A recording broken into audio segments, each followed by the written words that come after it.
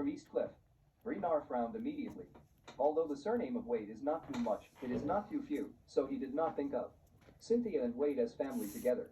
On the contrary, he discovered that this woman was also named Wade, and almost instantly concluded that this woman must be Charlie's aunt. Thinking of this, he gritted his teeth and grabbed Cynthia's hair, and his big mouth drew several times. Cynthia's mouth was full of blood, and she said coldly, "You are brave. Enough, and there you FCK me. Do you really think Renar is vegetative?" Cynthia was beaten up and down, and her whole body almost collapsed. She cried and said, "Mr. Orville, I beg you to let me go. I have no grievances with you. Why should you? Embarrass me again and again. If Charlie has offended you, then you can kill him. Don't make me, a woman, so miserable, please." Cynthia didn't dare to reveal her true identity as the last resort, because once her true identity was revealed, it might be an even stronger motivation for Renar to kill her. Therefore, she wants to carry it to the end. If there is really no other way, then use the identity to make the last fight. At this time, Renar grinned. "You said you have no grievances and no enemies with me. I tell you, all Charlie's relatives and friends are enemies of Renar. You two, one is Charlie's aunt, one is Charlie's mother-in-law, so don't both of you want to run." After that, he immediately shouted to a bodyguard next to him, "Ammo. First, drag Charlie's aunt to me," and shot her. Chapter 1907. Renar's violent shout made Cynthia's whole person instantly shaken into chaff. Because of the high tension of her body, Cynthia didn't control it, so she urinated her pants on the spot. Since she and Elaine were tied back to back, after urinary incontinence, the urine flowed down into a big pool. Elaine suddenly felt that the place where she was sitting became damp in an instant, and there was still a bit of stinky smell in the air, immediately like an electric shock. While struggling to move her body, she cursed. "What about you, girl? It is so disgusting. When is it good to pee in pants? Not pee now. FCKUBTCH. Cynthia has completely collapsed, and all the decentness that she has cultivated for decades as a wealthy daughter has disappeared in this lesson. She looked at Renar and cried and said, "Mr. Orville, please don't kill me. I am the eldest lady of the Wade family of East Cliff. My name is Cynthia Wade. As long as you spare me, this time I can give you a lot of money. My father, Jonquin Wade, will also give you a lot of money." Suddenly, Renar was taken aback, looked at Cynthia, and asked incredulously, "You said you are the eldest lady of the Wade family?" Cynthia cried and said, "Yes, I am. I really am." Renar asked again, "You said your father is Jonquin Wade?" Cynthia nodded repeatedly, choked up and said, "Yes, Jonquin is my father." Renar had never heard of Cynthia. However, he had heard of Jonquin's name. After all, Jonquin is the head of the Wade family, and he is very well known throughout the country. Cynthia said that she was Jonquin's daughter. Renar's first thought was, "Impossible." He observed at Cynthia and sneered coldly, "Didn't you just urinate? Take a good picture of yourself and see if you look like the Wade family member." Cynthia collapsed and pleaded from the bottom of her heart, "Brother, I really am from the Wade family." Renar said disdainfully, "Well, even if you are really from the Wade family, then I will ask you, what do you do to come to Orris Hill if you are a dignified miss from the Wade family?" Cynthia choked up and said, I am looking for Charlie." Renar was even more disdainful. "Charlie is just a live-in son-in-law who knows Feng Shui metaphysics. Don Tuf King tell me that he is also from the Wade family of East Cliff." Cynthia cried and said, "It is true. Charlie is really a member of our Wade family. He is the son of my second brother and the grandson of my father." Elaine was stunned, and forgot that all of her body was soaked with Cynthia's urine, and blurted out, "What did you say? You said Charlie is the grandson of Wade family?" "Yes," Cynthia said sincerely. "Charlie had been living in East Cliff when he was a child. Later, due to some special reasons, he followed his parents to Orris Hill, and then his parents died. He was sent to Orris Hill Welfare Institute." "Impossible." Elaine blurted out, "That Charlie is really the young master of the Wade family. How could he have been growing up in the orphanage? And when he became an adult, he was picked up by my father-in-law from the construction site when he worked as a construction worker." "Yes, you tell me now that he is the eldest of the Wade family?" F. King said that I am the queen mother who came down to earth." Renar also said in a cold voice, "What you said is not in line with common sense. If Charlie really has such a powerful identity, how can he be included in such a poor family?"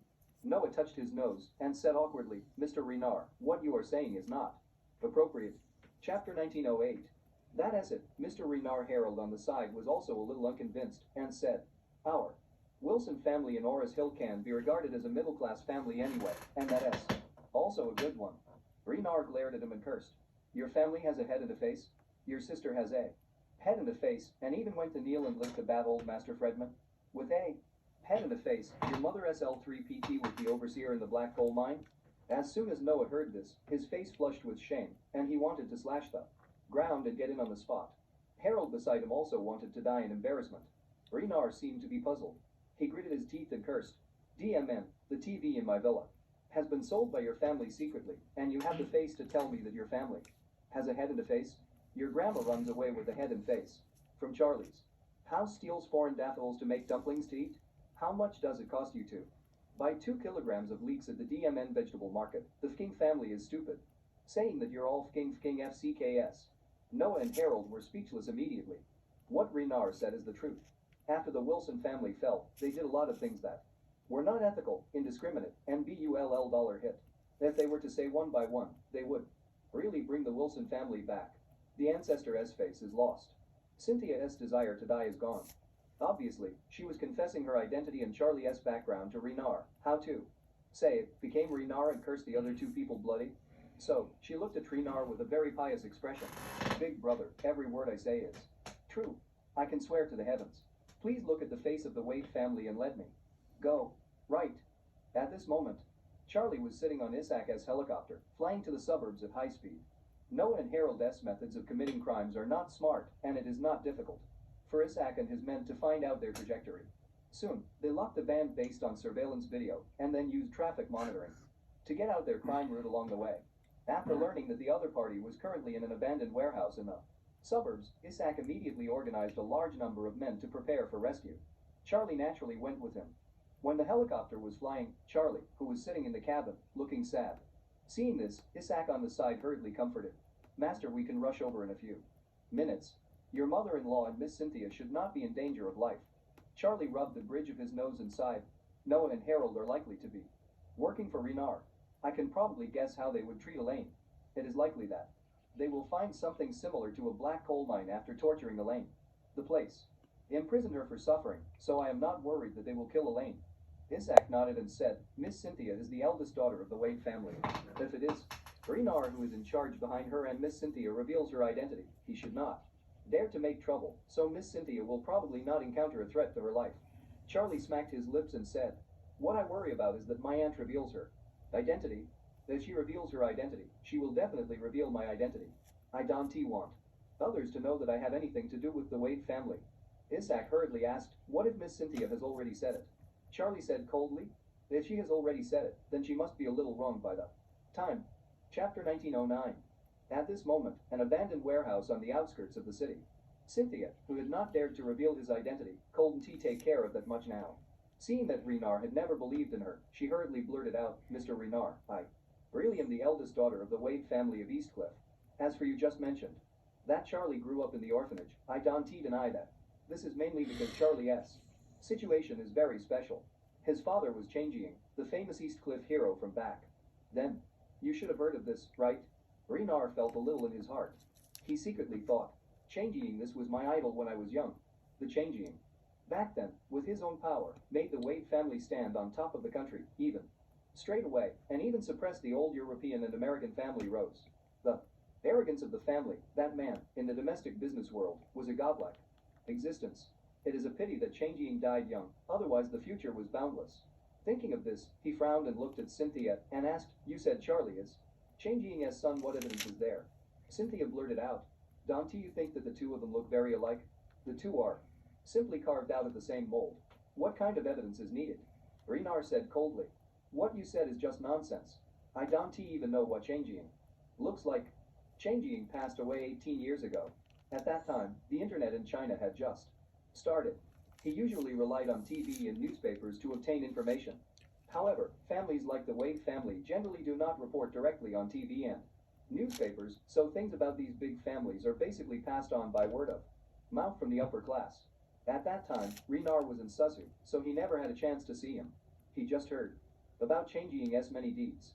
So, how did he know that Charlie and Changing looked that same or not?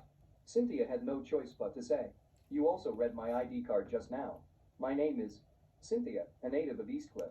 The word Wade is my surname. I have 2 elder brothers. The 2 younger brothers, the eldest brother Andrew, the second brother Changing.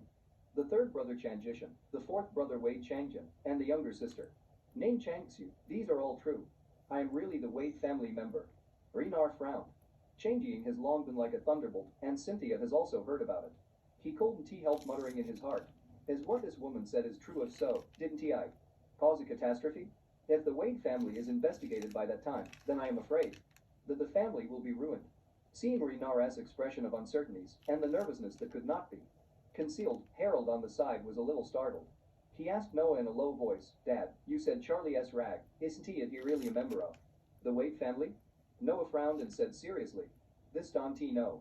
It sounds impossible at first, but when I think about it, it doesn't seem to be fake. Otherwise, where did this woman emerge from? Why is she here? Even if she is not Charlie S. aunt, at least she has a certain connection with him. Harold nodded repeatedly. It makes sense. The lane was also in a cloud at this time. She had sneered of all that Cynthia said, but the more Cynthia said, the more truth she felt.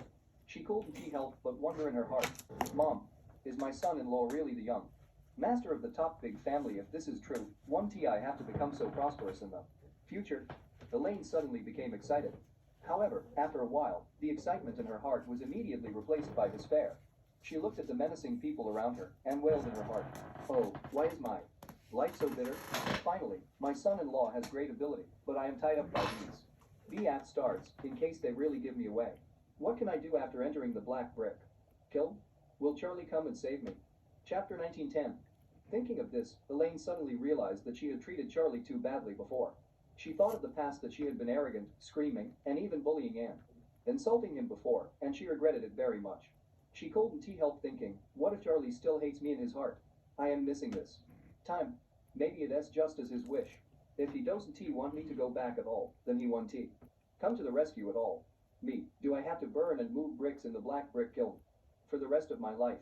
At this point, Elaine burst into tears immediately. At this time, Renar looked at Cynthia and said, since you said you are from the Wade family, then I ask you, what evidence do you have to prove it? Cynthia hurriedly said, I have my checkbook and my personal signature stamp in my bag. You can take a look. Renar looked at Harold and blurted out, where is her bag? Harold immediately returned to the van and took out Cynthia's top runway Hermes. As soon as he saw this bag, Renar shook his heart. Elaine didn't know the goods and couldn't recognize how much the bag was worth, but he did. Back then, his wife Yukino also participated in the Hermes Spring Show. In that show, this bag was the finale. Moreover, according to the official introduction of Hermes at the time, this bag is a collection of Hermes' top artisans, handmade, and there is only one, which is extremely valuable. At that time, Yukino matched this bag at a glance, and he had to buy it for her. It is a pity that Hermes officially stated that this bag had already been ordered by a celebrity in Eastcliff, so no one else would buy it. Yukino didn't give up, and even asked Renar to act like a baby, hoping that Renar could find a way to help her buy this bag. Renar tried several times, but the other party did not let go. Later, a senior Hermes official told Renar that this bag had been ordered by a member of the top family of Eastcliff and persuaded him to give up. Renar heard that it was ordered by a member of Eastcliff's top big family, and immediately understood that the other party was definitely not an object of competition. Therefore, he spent a lot of money and bought a lot of other Hermes for his wife, which made his wife give up thinking about this bag. Now, when he saw this bag again, he almost immediately determined Cynthia's identity, deep down in his heart. At this moment, Renar had all the desire to die deep in his heart. Isn't he this F. King Deeping Dog? Isn't he it? Today it was just the Wilson family father and son asking him, flattering him, saying that they wanted to engage in Elaine, and he hated Charlie, so came to watch the excitement. But who the HLL would have imagined that the Wilson family's father and son, the eldest daughter of the Wade family, were tied together. This is a member of the Wade family. Let us not talk about the courage of the rubbish. Father and son, the key is, how can such a big person make the father and son tied up? Is there not even a bodyguard with Cynthia? As he was thinking, Harold had already handed Cynthia's bag over. He handed it over to Renar with respectful hands, and said flatly, Mr. Renar, I don't think you should believe this stinky woman who is slanderous here. When we went to catch Elaine, this stinky woman was ganging up with the bee's end, and she was still riding the hammer on her face by Elaine, but as long as she is a person with status, not even a bodyguard was around, right? Cynthia blurted out. I brought him. I brought 2 bodyguards and an assistant, but at the time I wanted to go to the beauty salon to talk to Elaine about Charlie, and I didn't want Elaine to know my identity and be followed by her. mistake our Wade family, so I let the bodyguard wait at the door. Speaking of this, Cynthia said angrily, but I never expected that the owner of that beauty salon would be in the same roof as you. Chapter 1911. Renar opened Cynthia's Hermes with fear. Inside, in addition to the checkbook, there is indeed a badge of Cynthia's name. People's name badges are usually not carved by ordinary people, and there is no need to use them. But if it is an enterprise leader or senior management, almost everyone must. A lot of money-related businesses need a corresponding name stamp, especially cash checks. Moreover, the font of the name seal is generally unconventional, so Renar can clearly see that the two words Cynthia Wade are engraved on the seal. Seeing Cynthia's name badge, Renar's blood pressure rose instantly and he could barely stand. In the next moment, he even had the desire to die. This feeling is like asking the Wilson family and his son to catch a dog, but when the other party catches the dog, he still catches a tiger in confusion. The key is that behind this tiger, there is also an extremely powerful family. Renar cried angrily in his heart. What the HLL is this? I just want to teach Elaine. How? The young lady of the Wade family came to join in the fun. This is a good thing Noah and Harold did, but Cynthia took me as mastermind as soon as I came. At this moment, Cynthia saw that Renar's expression was very complicated, and he knew clearly that he should believe in her identity, so she hurriedly said, Mr. Renar, I know that you really want to tie Elaine, not me, between us, but it's just a misunderstanding.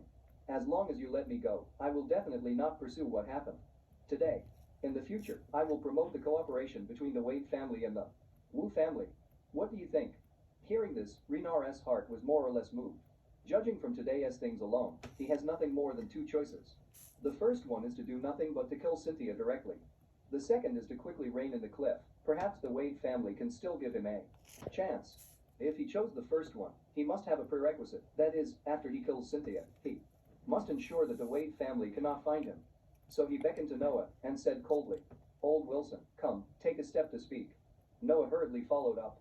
Noah took him to the door of the warehouse and asked in a low voice, Did you deliberately avoid surveillance on the way you tied these two women? No. Noah shook his head and said, After we tied them up from the beauty salon, the driver navigated directly here, and the route they took was all the route planned by the navigation. Renar's legs softened, and he almost couldn't stand firm. Noah hurriedly supported him and asked, Mr. Renar, what is wrong? Renar opened his hand and asked angrily, You didn't find a hidden place to change your car on the way you came? Change the car? Noah asked in astonishment. Mr. Renar, I didn't think this was necessary, right? Isn't he just two stinky ladies? Just tuck them into the car and pull it over? As he said, Noah reminded him, Mr. Renar, I always feel that the lady named Cynthia has something wrong with her, but her mouth can be fooled. I almost believed what she just said, but I am careful. After thinking about it, he still feels that something was wrong. Chapter 1912. After a pause, Noah continued to talk loudly. Look, Mr. Ringer, if this Cynthia is really from the top Eastcliff family, how could she come to Orr's Hill? Besides, what she said about Charlie's life experience is simply DMN it. Charlie's stinky rag, before he arrived at our house, he was just a small casual worker who lived on the construction site with food and lodging, and a poor batch of hanging people. Not obedient, maybe he back. Then, couldn't he even use wiping paper? How could he be the young master of a wealthy family? Which wealthy family was willing to throw their children out for so many years? Renar remained expressionless, and did not respond to what he said. Although what Noah said may sound reasonable at first, there is no real evidence at all. However, Renar had seen Cynthia's checkbook and the name stamp just now. The checkbook is real, and the name stamp is by no means forgery. Coupled with her top Hermes limited edition, it is basically certain that she must be Cynthia Wade. The question that bothers Renar now facing is what to do with Cynthia. He was 10,000 the person who didn't believe Cynthia's words. He couldn't understand the mentality of the upper class people. She said that she could not blame the past, but if he really made her free, the first thing she does is probably to kill him. However, if you kill her now, it is too unsafe. Because Noah and Harold were far from cautious in handling this matter, they were brought here directly after they were tied up, and there was no change of cars along the way. As long as the road monitoring is strictly checked, the car could be tracked all the way. Maybe they will be here soon. Thinking of this, Renar's nervous scalp became numb. Immediately, he thought to himself, since this Cynthia can be killed, he can only do everything he can to save the situation. After making up his mind, he immediately said to Noah, Come, follow me in. Noah nodded quickly, followed him eagerly, and walked back to the warehouse. As soon as Renar entered the warehouse, he strode towards Cynthia. before he came to the front, he was very ashamed and said, "Oh, Madam Wade, what happened today is really a misunderstanding. Noah and Harold, father and son, they wanted to teach Charlie S. mother-in-law Elaine, the shrew behind you. I didn't expect that the two goddamn B.at stards would arrest you. I am so sorry." Upon hearing this, Cynthia was relieved immediately. At this moment, she was so excited that she almost cried. Harold on the side heard this and asked with surprise, "Mr. Renard, which one are you singing? Which one did you sing?" Renard grabbed Harold's collar directly, slapped it violently, and cursed, "You have king have a face to say? The whole thing is because of you and your father. Let us start together. If you two hadn't been for Elaine, you wouldn't have got Miss Wade involved." After the fight, Renard cursed with lingering fears. "Fortunately, I came and took a look. Today, if I didn't come here today and you did something excessive with Miss Wade, I'd kill you both with my own hands." Harold said with a dazed expression, "Mr. Renard, what do you mean by this? We tied Elaine, but that's all for you." "For me," Renard scolded. "FCK your mother. What does this have to do with me?" After speaking, he immediately angrily shouted to several bodyguards around him, "Come here, give me the two arms of this B.at stard." Chapter 1913. Harold's whole body collapsed after hearing this. Seeing Renard's bodyguards stepping forward, he rushed towards him, scared back, and shouted nervously, "Mr. Renard, what are you doing? We are not all for you.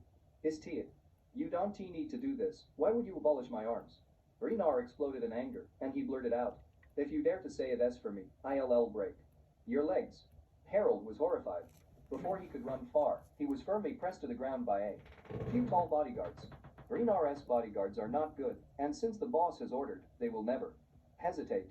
Therefore, as soon as Harold was pushed to the ground, someone picked up a brick from the ground and slammed it on his shoulder. Harold let out a painful ouch, and before he finished screaming, a sharp pain came from the other shoulder, which made him almost fainted. Seeing that his son was smashed into such a miserable picture, Noah hurried up to intercede and blurted out, Mr. Renard, my son is completely kind, even if he does something bad, you should not be too cruel to him."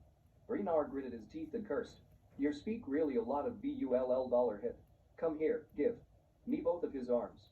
At this moment, Renard knew that this incident could not be completely hidden, so he could only choose to fall to Cynthia. He just wanted to do his best to prove to her that he was innocent. Therefore, at this time, Noah dares to say that they are out of Isn't he this breaking the dirty water on himself? In that case, don't blame him for being rude. To abolish them is to give Cynthia a name. If Cynthia relieved her hatred and anger in her heart, his troubles would be much smaller. How could Noah ever think that this DMN Renard not only turned his face, but he abolished his son's arm, and when he was about to abolish his arms, seeing that his son was smashed to the ground and wailing, his first thought was to run away. However, he is about to become a bad old master, which is the opponent of Renard's several mature bodyguards. Therefore, before running a few steps, he was immediately pressed to the ground. After that, the same brick was smashed twice, and Noah was thrown to his son like a pig, to be slaughtered. The wailing of the father and son resounded throughout the warehouse. The wailing was so loud that the helicopter roared from a distance, and the people inside could not hear it. The bloody father and son, their shoulders were full of blood at this time. They looked terrible. Seeing that both father and son had their arms destroyed, Renard came to Cynthia flatly and said, "Miss Wade, I have already talked to you yet." You have to untie her. Yes. Renard hurriedly started and untied Cynthia's rope. Cynthia just regained her freedom and immediately jumped up to the ground, completely ignoring that she was full of urine. The first thought was to turn around, grab Elaine by the hair, and hit her face with a violent blow. Chapter 1914. Stars, you beat me. You beat me. You can country through. Even you dare to beat me. And that's really all because of you. Elaine was still tied up, so she didn't have any resistance at all, so she could only let Cynthia output wildly on her face and head. At this time, Elaine was yelling and begging for mercy. "Oh, elder sister, please don't beat me. Can I know if I did wrong? Knowing that you are wrong?" Cynthia was even more furious when she heard this. She blasted the hammer at Elaine and shouted angrily, "You have killed me like this. Just tell you that you know you are wrong. The old lady not only wants it all today, I have to kill you for that." Elaine frightened her and blurted out, "Sister, forgive me. Don't forget, you are Charlie S. aunt. I am Charlie S. mother-in-law. We are relatives. Between relatives, how can we fight like this if my son-in-law turns against you in the future because of this? You Won't he be able to hold on to it? Cynthia snorted coldly. I am going to your mother. How could I be relatives to a poor ghost like you? If Charlie dares to bring your family back to Wade's house, I will not let him. When Renar on the side heard this, he suddenly became energetic and said excitedly, Ms. Wade, as long as you have a word, I will let people kill this stinky woman. When Elaine heard this, she looked at Cynthia in horror and begged, Sister, if you don't look at the face of the monk and the face of the Buddha, you will spare this dog. At most you will label me like Noah and Harold, but let me live. Cynthia also hoped that Elaine would go to HLL. However, she suddenly thought of the father's entrustment to herself, and suddenly she felt a little daunted. She knew that if she really let Renar kill Elaine, she was afraid that Charlie would not forgive her. At that time, if Charlie resisted the Wade family, the old master would definitely complain that she didn't get things done properly. Thinking of this, she gave up the idea of killing Elaine, looked at her, gritted her teeth, and said, Should you have king talk nonsense with me, the old lady can kill you because of Charlie's face today, but you are doing a capital offense. It can be avoided, living sins. You cannot escape. After finishing speaking, she looked at Renar and sternly shouted, Interrupt her hands and feet. When Renar heard this, he immediately said, Ms. Wade, don't worry, leave it to me. After finishing speaking, the opponent hurriedly shouted, Come here, give me her hands and feet. As soon as the voice fell, several subordinates rushed over. Elaine was so frightened that she broke down and cried, but the other party directly held onto her, without saying anything, directly picked up the brick and slammed it on Elaine's right knee. At this moment, Elaine fainted almost instantly in pain. When she was in the detention center, her right knee was broken once by Mrs. Wilson. After so long, she had just removed the plaster and recovered within the last few days. This time, she was smashed again. The pain of the heart was so painful. She is desperate. Elaine immediately cried out heartbreakingly, Please forgive me, my leg has been broken once, and now it happened to be broken again. You want my life? Renar sternly reprimanded. Stop the F-King nonsense, Miss Wade will break your hands and legs. You have just finished a quarter. Elaine screamed out like crazy. Then you kill me. You kill me, I no longer have to suffer this crime. Renar scolded in disgust. What F-King shrew? You guys, quickly get rid of her for me. When the man with the slab was about to attack Elaine's other leg, the door of the warehouse was suddenly kicked open. A dozen men in black with live ammunition quickly filed in and pointed their guns at the people inside. The headed man in black was holding a gun and said coldly, No one is allowed to move. If anyone dares to move in my sight, be careful that my bullets do not have eyes. Chapter 1915. Seeing a group of men in black with live ammunition rushing in, everyone was stunned. Renar asked nervously, Who are you? Among them, the man in black wearing a black mask said coldly, We are Interpol. We are ordered to investigate a huge transnational fraud case. It was not someone else who spoke, but Charlie's most loyal subordinate, Orville. At this time, Charlie was on the helicopter outside, but he didn't get off. He didn't plan to come forward directly on this matter today, otherwise, there would be no way to explain to his mother-in-law Elaine. At this moment, Renar's expression is extremely surprised. Interpol? Check. Transnational fraud? What does it have to do with him? He just kidnapped Elaine and Cynthia. Elaine felt as if her nerves were hit by high-voltage electricity all at once, and her whole body trembled. She immediately thought of her tragic experience when she was sent to the cell for stealing Charlie's bank card. However, after a while, she immediately came back to her senses and cried out for help. Comrade Interpol, help. I am kidnapped by these people. They are going to kill me. The headed man in black walked up to her, checked her injuries, and said coldly to those around him, Protect the injured first. Yes. Several people in black moved at the same time, and then hurriedly stepped forward and dragged Elaine, who has a broken leg now. Elaine saw that she was being protected by a few men in black with guns, and she was completely relieved, and she cried loudly. Seeing that Elaine was protected, Renar immediately became anxious. Elaine gave Cynthia a name.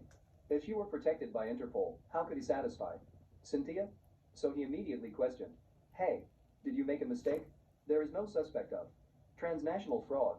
Quickly let the woman go. Orville walked directly in front of him, kicked him on his abdomen, kicked him all the way, with the muzzle against his forehead, and said coldly, What are you teaching me to do? Things here? Feeling the cold muzzle, Renar was so frightened that he immediately waved his hand and said, I dare not, I just want to confirm. Orville said disdainfully, No more nonsense, we will take you back to the Vienna headquarters for trial. Cynthia walked over in embarrassment at this time and said to Orville, who was dressed in black, Is this Interpol? I know the person in charge of your Vienna headquarters. I don't care what you are going to do here. I now ask you to send me first. I want to go to the hospital and you will protect me all the way until someone in my family takes over. Orville looked at Cynthia and sneered for a moment. Without a word, he slapped her. Loudly. Cynthia sighed. Before she had time to question the reason, Orville sternly shouted. Roxa, we have been investigating you for a long time. In the beginning, you specially made counterfeit Citibank black gold cards and searched for victims all over the country. The reason why people like Elaine were arrested on suspicion of defrauding the bank, because she used the card you made. We have already investigated the fact that you used the alias Cynthia to slander and deceive all over the world. We have already investigated it. Do you dare to argue here? Cynthia was stunned by this remark. Chapter 1916. She subconsciously questioned. Who do you say is the Roxa? How could I be called such a thing? I am Wade's daughter. I am Cynthia Wade, who has been replaced by a fake. Orville shouted coldly. You still pretend to me? You have killed so many people and caused so many companies and individuals bankrupted for so many years. Don't you have the slightest knowledge of yourself? Elaine was also dumbfounded. 10,000 voices in her heart kept lingering in her mind. What the HLL is going on? Who is this woman? Is she Charlie S. Ant or a transnational scammer? If she is Charlie S. Ant, what is the matter with these Interpol people? They also accurately stated what she was arrested and was in prison, which seems to be really well-founded. If she is a transnational scammer, why did she find her and want her daughter to divorce Charlie? And even a big man like Renard believes she is really Wade's daughter. These two things seem to have their own reasons. If you take out any of them, you can stand up. At this moment, Orville continued to scold. We have already investigated what you did. We also know the purpose of your visit to Elaine this time. Dante, you just want to get that? Do the three women who have been sentenced to life imprisonment take revenge? You want Elaine's family to ruin, right? As soon as Elaine heard this, she suddenly thought of the three women who made trouble for her and wanted to kill her when she was in prison. One of them was a middle-aged woman with a scar on her face. The woman said at the time that they were arrested because of Elaine. Thinking of this, Elaine's balance has already tilted. She began to feel that Cynthia should be a liar more likely. At this moment, Cynthia was already stunned. What are you talking about? I am not Roxa at all. I am Cynthia. Orville sneered. Still pretending? It seems that you scammers are very involved in a drama. Sometimes you forget who you are and brainwash others. Well, if this is the case, then I don't leave room for you. We have already understood your plan ahead of time. You want to use a short promise to induce Elaine to persuade her daughter to divorce Charlie, right? Cynthia blurted out. What the HLL are you talking about? The check I wrote to her is real. It as a real check, not like a fake replacement. A smile was wiped at the corner of Orville's mouth, but Cynthia couldn't see it under the cover of the black mask. Charlie had long guessed that his aunt would definitely use the money to smash Elaine, so he deliberately let Orville pour dirty water on Cynthia. Elaine has been in jail. Fake checks and bank cards will definitely make her extremely sensitive. Charlie's guess of Elaine was really thorough. As soon as Elaine heard this, she immediately blurted out, Comrade Interpol, she gave me a fake check for 100 million. Mr. Orville nodded and said coldly, her intention is to induce you to disturb your daughter's marriage first, and then ask you to go to the bank with a fake check to exchange it. Then the bank will definitely call the police. You will definitely be sent back to prison for fraud. After that, Orville paused and said, It's just that you were let out by chance last time. If you go in again this time, you will not be so lucky. It is very likely that you will be the same as your three men, sentenced to life imprisonment. When Elaine heard this, she felt a chill in her back. She screamed in her heart, My God. Fortunately, I have learned the skills. When I saw Roxa, this stinky woman giving me a check, I guessed that she must be a liar. Sure enough, Mom is really stupid. I am afraid I'll be imprisoned in a blink of an eye. Chapter 1917. The many key points mentioned by Orville quickly convinced Elaine of his words. Now thinking of the three wicked women she met in the prison, she still had lingering fears, as if it had become a psychological shadow of her. Orville looked at her at this time and said seriously, Ms. Elaine, this time you did not believe in the tricks of this scammer and did not get deceived. This is indeed a very big improvement. Otherwise, once you are sentenced to life, you would have become human sandbags of Roxa's three subordinates. When Elaine heard this, she couldn't help but be shocked. Mom, this is too damn and dangerous. Fortunately, I am strong and vigilant. Otherwise, if I was actually trapped in prison, wouldn't it'd be the three stinky ladies who would blast me. For decades? Mr. Orville turned his face, looked at Cynthia again, and said coldly, Roxa, now there are Interpol from more than 20 countries applying for extradition for your return from China. For investigation. You can be said to be the biggest fraudster in human history. You will stay overnight. Send you back to the Interpol headquarters in Vienna for trial. Which country will extradite you back to your country for trial will depend on which country. You committed the highest amount of crime and Cynthia's entire will and spirit at this time have almost completely collapsed. She felt as if she had suddenly fallen into a magical world. In this world, nobody believed anything she said. Moreover, in this magical world, she was confused by the name Roxa. Moreover, she became a transnational scammer. Still the biggest scammer in human history. This is just nonsense. Cynthia suddenly felt that there seemed to be a huge conspiracy behind the incident, so she shouted, I now doubt your identity, whether you are from Interpol. Show me your relevant documents. Orville sneered. Why, you found that you couldn't escape with your wings, so you want to take a bite back? I tell you, Roxa, this time you can have any chance to escape. Having said that, he immediately ordered several people around him. Handcuff her for me and get her on the helicopter. Yes. Several people in black immediately rushed forward, handcuffed Cynthia's hands behind her back with handcuffs, and walked outside holding her. Orville said coldly, Roxa is a serious offender. Wear a black hood over her. Okay, sir. One of the people in black immediately used a black cloth cover to directly cover Cynthia's head. Elaine, who was paralyzed on the ground because of a broken leg, blurted out and shouted, Comrade Interpol, you must sentence her to death. Don T. let this stinky woman come out to harm others. Mr. Orville said lightly, Don T. worry, she will definitely get a fair trial. After finishing speaking, he shouted to the other subordinates, take this guy with the surname Wu away. We highly suspect that he is involved in cross-border money laundering. We wanted to arrest him a long time ago, but we didn't expect to meet him here. Renar said in a panic. When did I become a suspect of cross-border money laundering? I have been doing business fairly, and I have never committed any illegal or criminal activities. Orville slapped him directly. Don T, you know how many nasty things your brother-in-law has done over the years? Renar blurted out, my brother-in-law did that. What does it have to do with me? Chapter 1918. Orville slapped him on the face again, and cursed. If you didn't support him behind his back, how could he have done so many detrimental things? Do you think you can be exempted without doing it directly? Don T, forget. The commanders of those invaders are all Class A war criminals. Renar blurted out. But then I didn't launder money across borders either. Orville sneered. Whether it is washed or not, you know it yourself, and we know it too. When the time comes, all the evidence will be in front of you, depending on how hard your mouth is. After finishing speaking, he waved to the people around him. Take this guy away for me. The person Orville hates most in his life is Renar. He observed at Renar and cursed in his heart. Renar, the old dog, sent people to Classic Mansion and almost killed me. Had Master not arrived in time and rewarded me with a rejuvenation pill, I might have already reported to the Angel of Death. This time, you fell into my hands. See if I have King not kill you.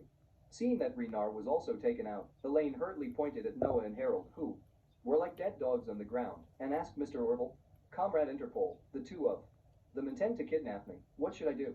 Mr. Orville said indifferently, this we are the Interpol after all. We are affiliated with the Interpol headquarters in Vienna. We mainly catch transnational crimes. Local criminals like them should be handed over directly to the local officers. Elaine nodded repeatedly and echoed, that is okay. Send them to life imprisonment. Orville nodded and said, Don't worry about this. In this way, I will arrange someone to take you to the hospital, and then you will inform your family members. We will notify the local officers of these two people, so you don't have to worry about it. Elaine burst into tears and cried, Comrade Interpol, please send me to the hospital. My leg broke again in just a few days. Hey God, why am I facing this? My fate is hard for me. Orville greeted the people around him and said, you, drive Ms. Elaine to the hospital. Okay, Captain. Later, Elaine was helped out of the warehouse by two people. As soon as she left the warehouse, she was stunned by the sight in front of her. In the open space at the entrance of the warehouse, 3 helicopters and a dozen black cars were parked. She couldn't help sighing in her heart. My boy, this Interpol is amazing. There are several helicopters. Fortunately, there is Interpol today. Otherwise, wouldn't she be killed by Roxanne and Renar? Thinking of this, she cursed in her heart. That Renar is a DMN idiot. What a billionaire. Boss, you can even see the identity of a fraudster like Roxa, and a mouthful of Ms. Wade shouted. That has him lying flatly before her. So stupid. Afterwards, Elaine was taken into a Rolls-Royce car, and the driver drove away quickly from the scene to Oris Hill People's Hospital. At this moment, Cynthia was sitting on the helicopter nervously. With a black cloth bag on her head, she couldn't see the surrounding environment at all. So she was extremely nervous. At this time, she felt that her headgear was suddenly taken off, and she was terrified. But when she took a closer look, she realized that the person sitting in front of her was her nephew Charlie. At this moment, Cynthia finally knew that these Interpol were fakes of all, and they must all belong to Charlie.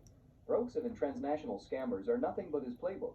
Realizing that Charlie had been playing tricks on her, she suddenly sternly scolded. Charlie, are you effing crazy? I am Cynthia Wade. You even dare to play with me. Chapter 1919. Facing the furious Cynthia, Charlie just smiled indifferently and asked her, Big new year, don't you stay in Eastcliff to prepare for the new year, came to Orris Hill to find trouble for me, persuade mother-in-law, and ask my wife to divorce me. You can do all kinds of mischievous things. Can I play you around yet? Cynthia's expression flashed a bit awkward, and then she gritted her teeth and said, I am doing all for your own good. Look at your wife. How can she be worthy of you? Charlie said in a cold tone. Can my wife be worthy of me? I don't need you to point fingers here. Today's matter is just a small lesson for you.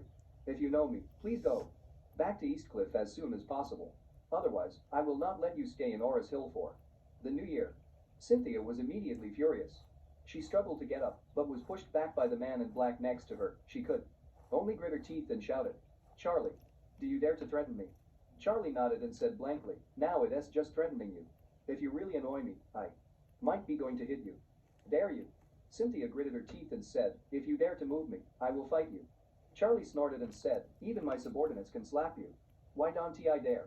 The reason why I don't want to hit you is because I don't want to dirty my hands. Cynthia yelled like a ghost. The man who moved me, I will kill him sooner or later. And your mother-in-law, that shrew dared to beat me too. I will definitely want her to be broken into pieces. Charlie frowned slightly and raised his eyebrows and said, what? You're still so arrogant, right? Okay, then you don't want to go back. Let us celebrate the new year in Orris Hill. Cynthia asked, do you want to detain me? Yes. Charlie nodded. You used the word very well, just to detain you. Cynthia was mad and shouted, I'll give you the courage. Charlie said calmly, I don't need you to give it. I have already decided, are you not? Convinced? Okay, when will you be convinced, and when will you leave? Cynthia yelled hysterically, Charlie, I am your elder anyway. It is Cynthia Wade. You can be so presumptuous to me. Elder? Charlie asked coldly. You keep saying that it is my elders and my aunts. Then I ask you, where were you when I was in the orphanage? Cynthia was speechless. Charlie asked again. Let me ask you again, when I was an adult, where were you when I was working on a construction site? Cynthia was still speechless. Charlie asked again. Also, when I got married, where was Miss Cynthia Wade? Cynthia's expression was dark, and she wanted to refute him, but she didn't know where to start. Charlie said at this time, you, aunt, never cared about me or helped me. After all, life is like this. People have to learn to rely on themselves, but you not only didn't help me, but also came to provoke the relationship between me and my wife. What is your intention? I, Cynthia quibbled. I asked that Claire divorce you for your own good. That kind of woman doesn't deserve you. Charlie nodded and said, then I will leave you in Orris Hill to sharpen your temper. And the same is for your good. After all, if your personality is not restrained, I don't know what catastrophe you will make in the future. Maybe your own life will be in danger. Cynthia gritted her teeth and said, dare you? Give me a cell phone. I want to call your grandpa. Charlie handed her the phone indifferently and said, come on, use my phone, call. Now. After finishing speaking, he said to the black-clothed person beside her, unlock her handcuffs. The man in black immediately followed suit. After Cynthia regained her freedom with both hands, she immediately grabbed the phone from Charlie, put a number, and pressed the dial. After a few prompts on the phone, an old but very thick voice came. Hello, who? Cynthia heard the old master's voice and cried and said, Dad, it is me, Dad. Chapter 1920. Cynthia Zonquin, on the other end of the phone, blurted out, how are you? Have you encountered any danger? Cynthia cried and said, I am detained by Charlie, and he said he won't let me go back to Eastcliff for the new year. Dad, this lad has no respect, and is arrogant. You have to help me out. Jonquin said in surprise. What is the matter? Why did you have a conflict with Charlie? Charlie took the phone directly at this time, and said coldly, she carried me, found mother-in-law, and asked mother-in-law to persuade my wife to divorce me. Is this the Wade family's style of doing things? Jonquin was startled, hesitated for a moment before sighing. Charlie, she is Cynthia Wade, your aunt after all. Charlie asked back, what is the matter? What right does she have to interfere with my freedom of marriage? Don T say she doesn't have this right. Even you Don T have this. Right. Jean-Quin said with emotion. Hey, you are right. She really told T do this. I apologize to you for her. You can let her come back. Charlie said coldly. I said, leave her in Oris Hill for the new year, and I will let her go. Back after the new year, but before the new year, no one can let her leave Oris Hill. Not even the King of Heaven. Jean-Quin on the other end of the phone hesitated for a moment and said helplessly, all right, it's up to you. When these words came out, Cynthia looked desperate and blurted out and pleaded, Dad, I want to go back to Eastcliff to accompany you to celebrate the new year, Dad. Jean-Quin said earnestly, Cynthia, your character is really too hot. Take advantage of this lesson. Take advantage of your temper. Don T be 50 years old and make trouble like young people all day long. Cynthia suddenly blocked up and didn't know what to say. Jean-Quin said again, Charlie, come home if you have time. Grandpa is buried. Before Jean-Quin finished saying the 3 words, I miss you very much, Charlie directly hung up the phone. He has no relationship with Jean-Quin, not to mention that he is more or less responsible for the death of his parents, so Charlie is even more impatient with him. As soon as the phone hung up, Cynthia choked up and asked, Charlie, let me celebrate the new year in Oris Hill. I want to spend the new year alone in the presidential suite in Shangri-La. Charlie smiled and said, Shangri-La presidential suite? I think you want to be blinded. I will rent you a house in the village in the city and let you live there for a long time. What? Cynthia collapsed and said, You asked me to live in the village in the city. You are so cruel. Charlie sneered and suddenly remembered that it was the Chinese New Year. Dealing. Who came to Oris Hill on a bicycle? Didn't he know where he went? So he directly called Elsa. As soon as the phone called, Elsa asked happily, Charlie, why did you think of calling me? Charlie asked her, Elsa, where is your cousin Dylan? Elsa said, he told me this morning that he was about to cross the Yangtze River, and he might be able to reach Oris Hill tonight. Charlie frowned. Why is he so slow?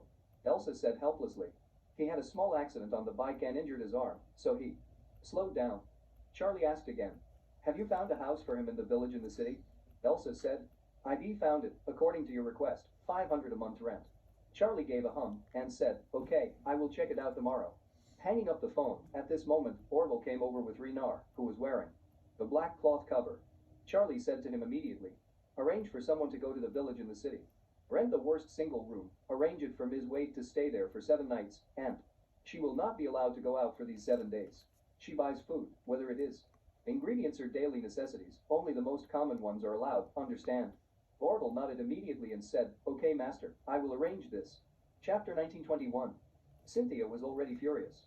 She gritted her teeth and shouted, Charlie, don't you think that I, Cynthia, can be muddled? In the Wade family, my status is much higher than you. You better respect me. Charlie ignored her, but pointed to Orville and pointed to the empty seat beside Cynthia. Orville understood, and immediately escorted Renard to Cynthia's side.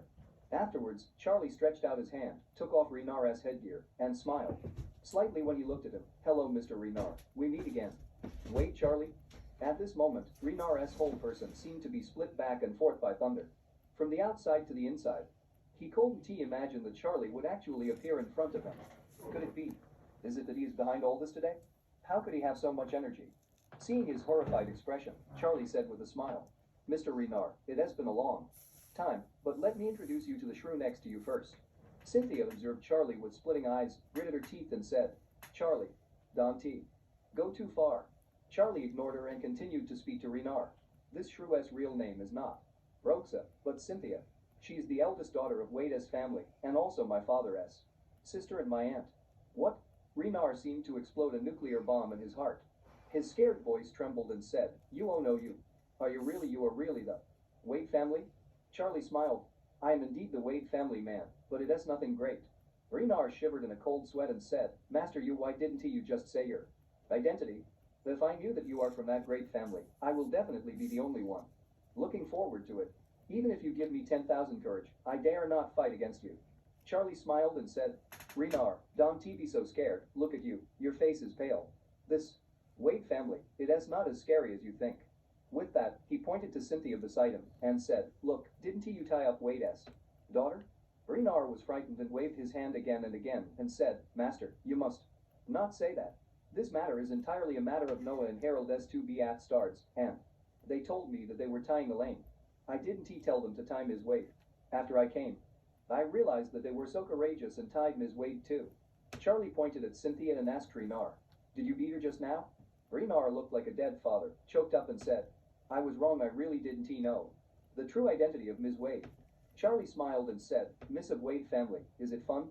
Renar shook his head like a rattle. Cynthia on the side looked so ugly and unbearable. Renar was frightened and choked, "Master, I really didn't know the identity of you aunt. Ms. Wade. Otherwise, how can I dare to think of you too badly?"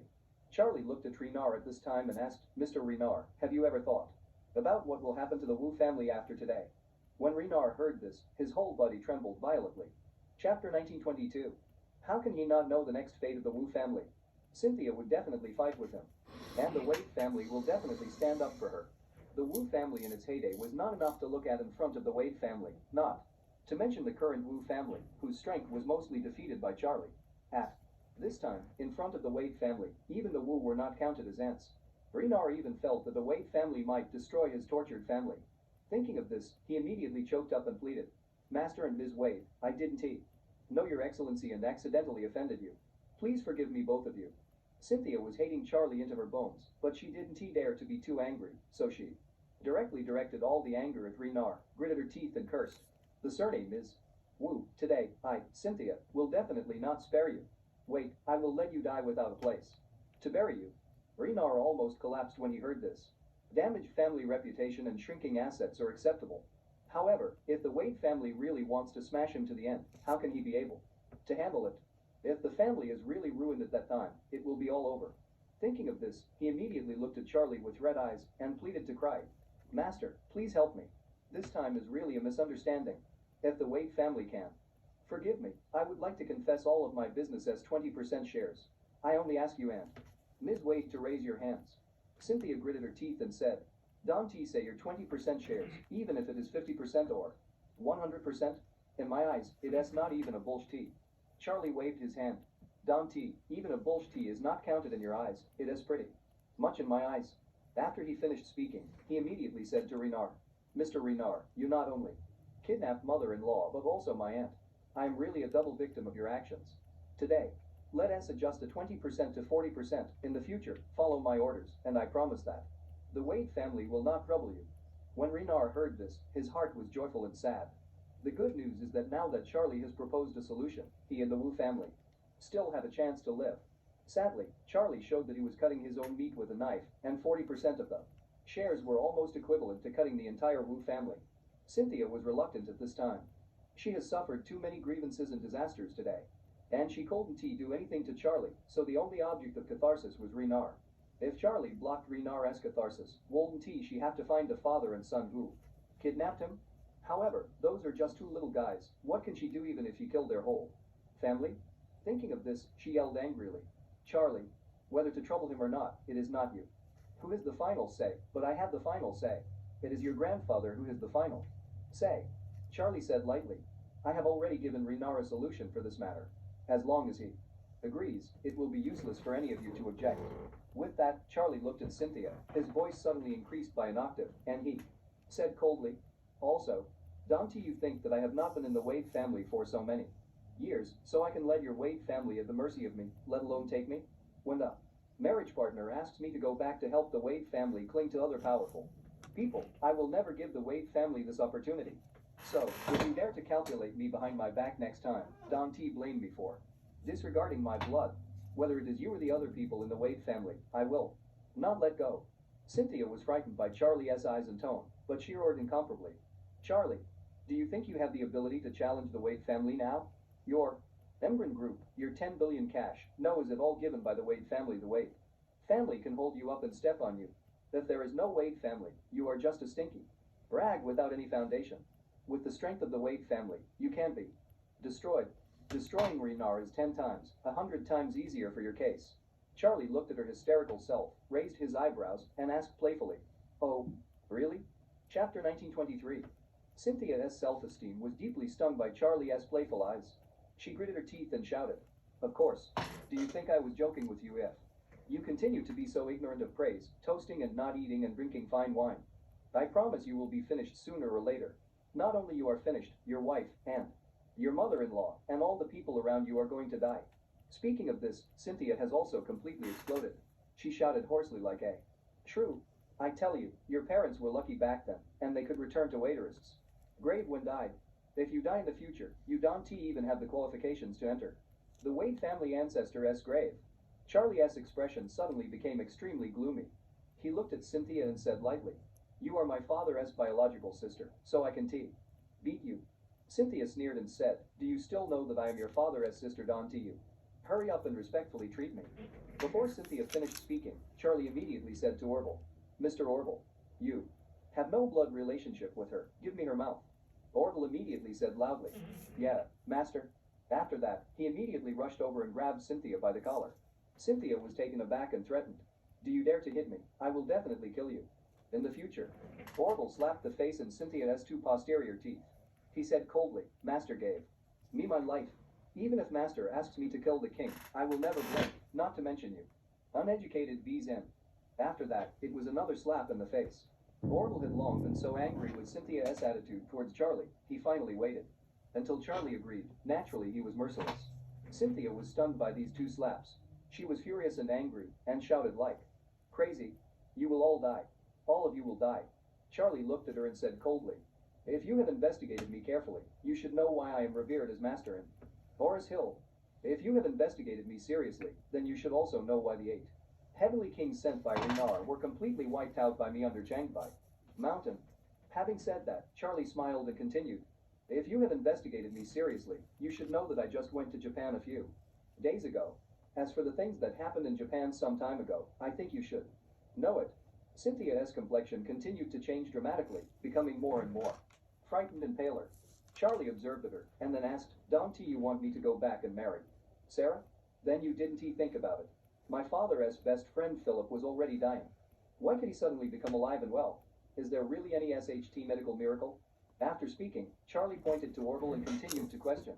At the beginning, Mr. Orville was in Classic Mansion and was almost killed by Renar S-man. With the last breath, how did he come alive? Do you know? Cynthia's expression is as pale as paper. At this time, Charlie didn't conceal his aura, filled his whole body with it, and shouted, very aggressively, "If you haven't thought about these problems before, then please use your mind now and think about it. Think about it. After thinking it through, come tell me. Again, between the two of us, it is you who could kill me, or is it me who can kill you?" Cynthia was immediately stunned by the momentum on Charlie and what he had said. Wade family did investigate many things about Charlie in Oris Hill. However, many clues obtained are not sufficient. For example, they know that Charlie seems to be very strong, but they have not had a clear understanding of how strong it is. They also knew about Renar's death at the foot of Changbai Mountain, but they didn't know who did it. And Philip. Chapter 1924. Philip, who was in the late stage of pancreatic cancer, suddenly recovered his health. And it seemed like a decade back in time. The entire upper class of Eastcliff was eager to know the reason, and wanted to know what kind of chance Philip encountered. However, everyone investigated for a while, and no one got any effective information. Now, when Charlie said this suddenly, Cynthia asked in horror, "These things have something to do with you?" Charlie snorted coldly. "What does it mean to have something to do with me? These things are all done by me." At this time, even Renar was shocked with nothing to add. The death of the 8 great heavenly kings caused the Wu family to suffer a great loss. But they still don't know how the 8 great heavenly kings died. Now, he finally understood. It turned out that the 8 heavenly kings were all dead in Charlie's hands. He couldn't help but deep in his soul torture him. How powerful is this Charlie? Cynthia was also shocked. Renar couldn't hear what Charlie said, what happened in Japan some time ago, but Cynthia knew it. The 3 major families in Japan reshuffled almost overnight. One was wiped out, and the other half was wiped out. Only one Ito family remained almost intact. The patriarch, Takeiko, lost his legs. Behind this, there is an extremely powerful master who killed countless ninjas and even saved Jiyu and Jafei brothers and sisters. Could it be Charlie? Charlie pointed to Renar and asked Cynthia, "Do you know that Renar has a son named Wukai, who was in Oris Hill some time ago? He must eat SHT every hour like a demon?" Renar's expression instantly became extremely pale. And Cynthia was also shocked. Although the Wu family is far from being famous in Eastcliff. However, Wukai, the second son of Renar, is very famous in Eastcliff. Mainly because of that time, the short video platform has been pushing Wukai's related videos. Now everyone knows him in the whole country. At that time, the top masters of several major families all analyzed this matter and believed that Wukai must be a master who can endure the sky, and made a very strong Psychological suggestion. Cynthia asked herself inwardly. Could it be that Charlie did that too? Renar had also collapsed at this time. He suppressed his anger, choked and said, Master, my youngest son has always been sensible. He just studied in Ora Hill peacefully and did not do any bad things. Why did you harm him so badly? Charlie glanced at Renar, slapped his face severely, and angrily reprimanded. Your Beat-starred son takes pleasure in playing with and ruining innocent girls. If he has enough play with the girls he doesn't stop, but they have to use the Sumbags psychological hints to brainwash and force each other to commit suicide. This kind of stupid behavior, everyone can be punishable. Now you are licking your face to tell me that your son, who is not as good as a beast, has always been sensible and has not done any bad things. Who gave you the courage? Chapter 1925. Renar was reprimanded by Charlie, and he dared not look up. He naturally knew these things about Wu Kai, but he originally thought that it was all between his son and other girls. Even if he did harm a few girls, after all, he did not harm Charlie and the people around Charlie. Why? Did Charlie hurt him? However, seeing Charlie so furious at the moment, he realized that the sense of justice in Charlie's heart was far beyond his imagination. Charlie observed at Renar at this time, and said coldly, Renar, and he wanted to kill you, but I didn't expect you to be so irreconcilable. In this case, I am also taking 40% of your assets. If no, I will let the Wade family dispose of you at will in the future. Renar burst into tears suddenly. He was still carrying his hands behind his back, but he immediately leaned forward and knelt on the ground. While cowed out heavily, he cried and begged, Master, I was wrong. I know I was wrong. My son is indeed guilty of death, you being able to spare him a dog-s. Life is already a great kindness. It is because there is no I and no way to discipline him. Please be merciful and forgive me once. Charlie said coldly, You have no way to discipline, more than this one. Having said that, Charlie asked again, Your brother-in-law Nanshan committed countless crimes.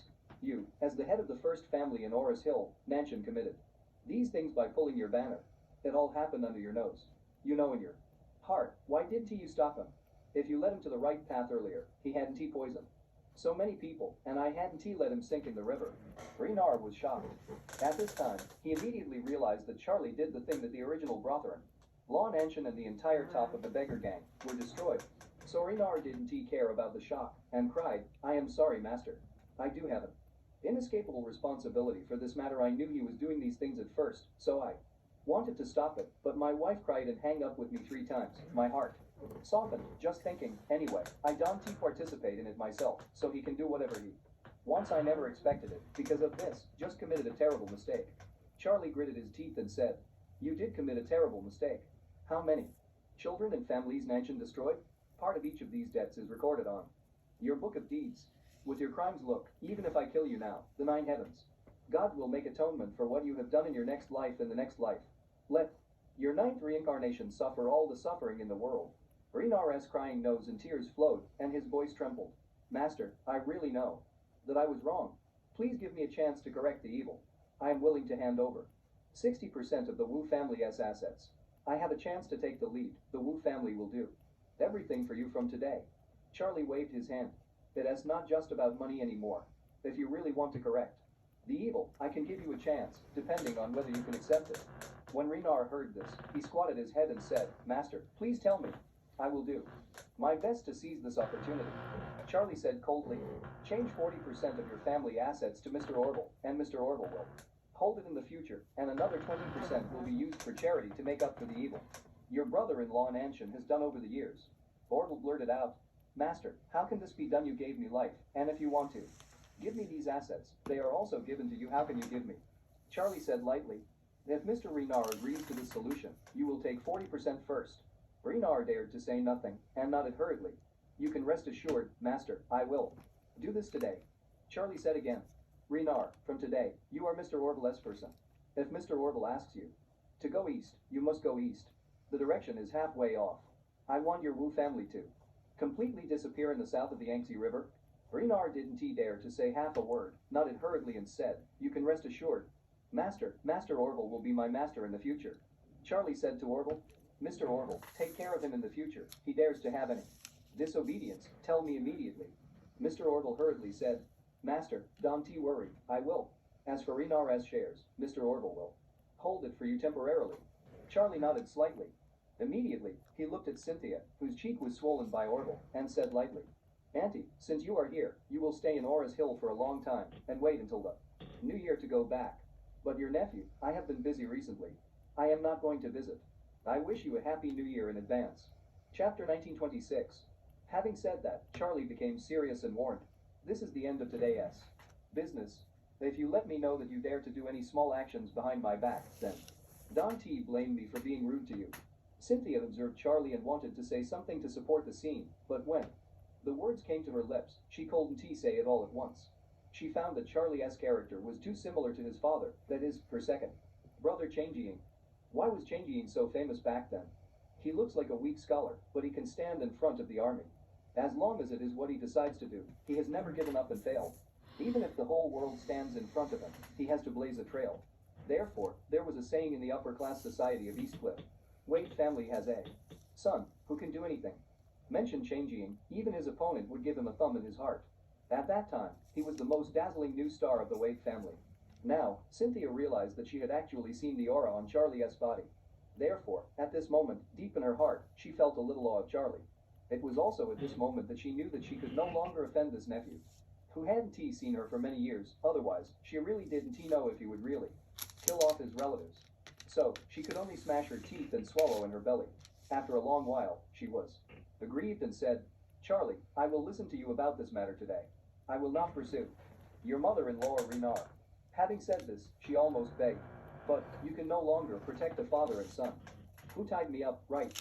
Auntie has suffered so many crimes today, and you have to tell. Auntie. After speaking, Cynthia thought of her series of tragic experiences today, her nose sour, and tears came down. She was really miserable today. She wanted to ask Elaine and impress her with her attitude, and bought her by the way. But she didn't expect to be hit by Elaine. Then Harold, Noah led them to this place. Then Renar came again and beat her up. He almost shot her up with a single shot, causing her to pee in H3R pants. She hadn't suffered any bitterness in her life, so she tasted the sufferings of the world today. And what was even more annoying was that she had never fought with Elaine before, and was slapped in the face by her. She wanted to kill her to relieve her anger, but she was Charlie's mother-in-law, so she couldn't get revenge on her. Renar now offers most of his family property, and is willing to be Charlie's running dog. In this way, only the Wilson family father and son can be retaliated against. Charlie frowned when he heard this and asked Orville, what is the situation with Noah? And Harold now? Orville said, these two people's arms and legs were smashed by Renar's men. They have become useless. Master will tell me what to do next with them. Chapter 1927. There is no doubt that Charlie does not have a half-hearted relationship with Noah and Harold. However, hearing that the two of them had their limbs broken, the anger in Charlie's heart was mostly gone. No one knows the Wilson family better than him. Although each of them looks abominable, they are not even heinous villains. Maria used to pit Elaine before. A large part of the reason was that when Elaine was playing cards at a friend's house, she met Maria and Noah, who came to see the house. Then Elaine mocked them and made Maria laugh. Their mentality collapsed and wanted to cheat Elaine's money. Now Noah and Harold kidnapped Elaine and wanted to send her to the Black Brick Kiln, also in order to repay the hatred of sending Maria to the Black Coal Kiln. To be honest, Elaine is still blocking his guns to a certain extent. In the final analysis, the Wilson family is really bad, but it has not yet reached a point where it must die. Moreover, Charlie really didn't like his aunt, who was troublesome and meddling. If he really let her kill Noah and Harold to vent her anger, it would be cheaper for her. It would be better to let her keep holding on to this fire and have nowhere to vent. Grind. Her annoying character.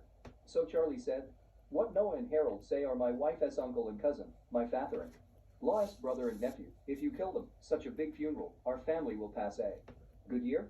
Cynthia hurriedly said, wait after the New Year to slaughter the two of them, right? Charlie waved his hand. My wife has a softer heart. If they really die, she will definitely be sad, so let them live. When Cynthia heard this, she was anxious and uncomfortable, and blurted out, they made me like this, you must let them out like that? Charlie frowned and asked, how do you calculate your breath? Both of them have lost their limbs. I am afraid they can only lie in bed to eat and drink for a few months. Can T, you breathe out? I can T get out, Cynthia said indignantly. If I don't kill them, I won't be able to get out. With such a bad breath, Charlie shouted angrily. If you can get it out, just hold on to it. The roar made Cynthia's liver tremble. Charlie glared at her fiercely, and asked in a cold voice, that's obviously you who caused trouble first, and you will kill others at every turn. Who gives you the stinking troubles? You are used to Cynthia's expression was very depressed, and she choked. I grew up so old, and I have never suffered such a big loss today. Charlie said coldly. Then just let you have a taste today, and this is just a first dish. Your character, if you don't change it, you will lose money in the future. After that, Charlie waved his hand a little irritably. I don't want to tell you so much. Nonsense. In short, this is the end of today, and I will never allow you to spread this matter in any direction. Otherwise, only you are asking for trouble. Did you understand? Seeing that Charlie's expression didn't mean joking with her, Cynthia couldn't help but play a little drunk. She realized this matter today. She was afraid that she would not be able to find her place. Otherwise, with Charlie's character, he would never spare her. So she could only say dejectedly, Okay, I understand. Charlie nodded and said to Orville, Mr. Orville, quickly arrange a self-built house in the village in the city, and settle down my aunt, who has come from afar, so that people will keep an eye on her for 24 hours. She will never leave the house for the next 7 days. Have a step. As soon as 7 days arrive, I will send her to the airport and let her go back. Orville nodded immediately. Master Don T. worry. I will do it properly. Chapter 1928. Charlie looked at Renar again. Report everything to Mr. Orville in the future, Don T. Make any small actions. Do you understand? Renar hurriedly squatted his head and said, Master, Don T. worry. From today onwards, I will follow your and Mr. Orville's instructions. Charlie said again, By the way, Thompson first grade A06, did you buy it? Renar said awkwardly, Yes, I bought it. Charlie asked him, You bought this villa for the Wilson family. Did you come to make me sick? Yes, Renar said nervously, Master, this is my fault.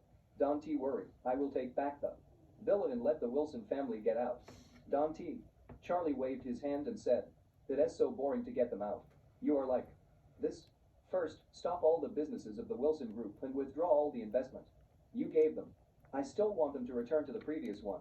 Although the species lives in Thompson first grade, it actually has nothing at all.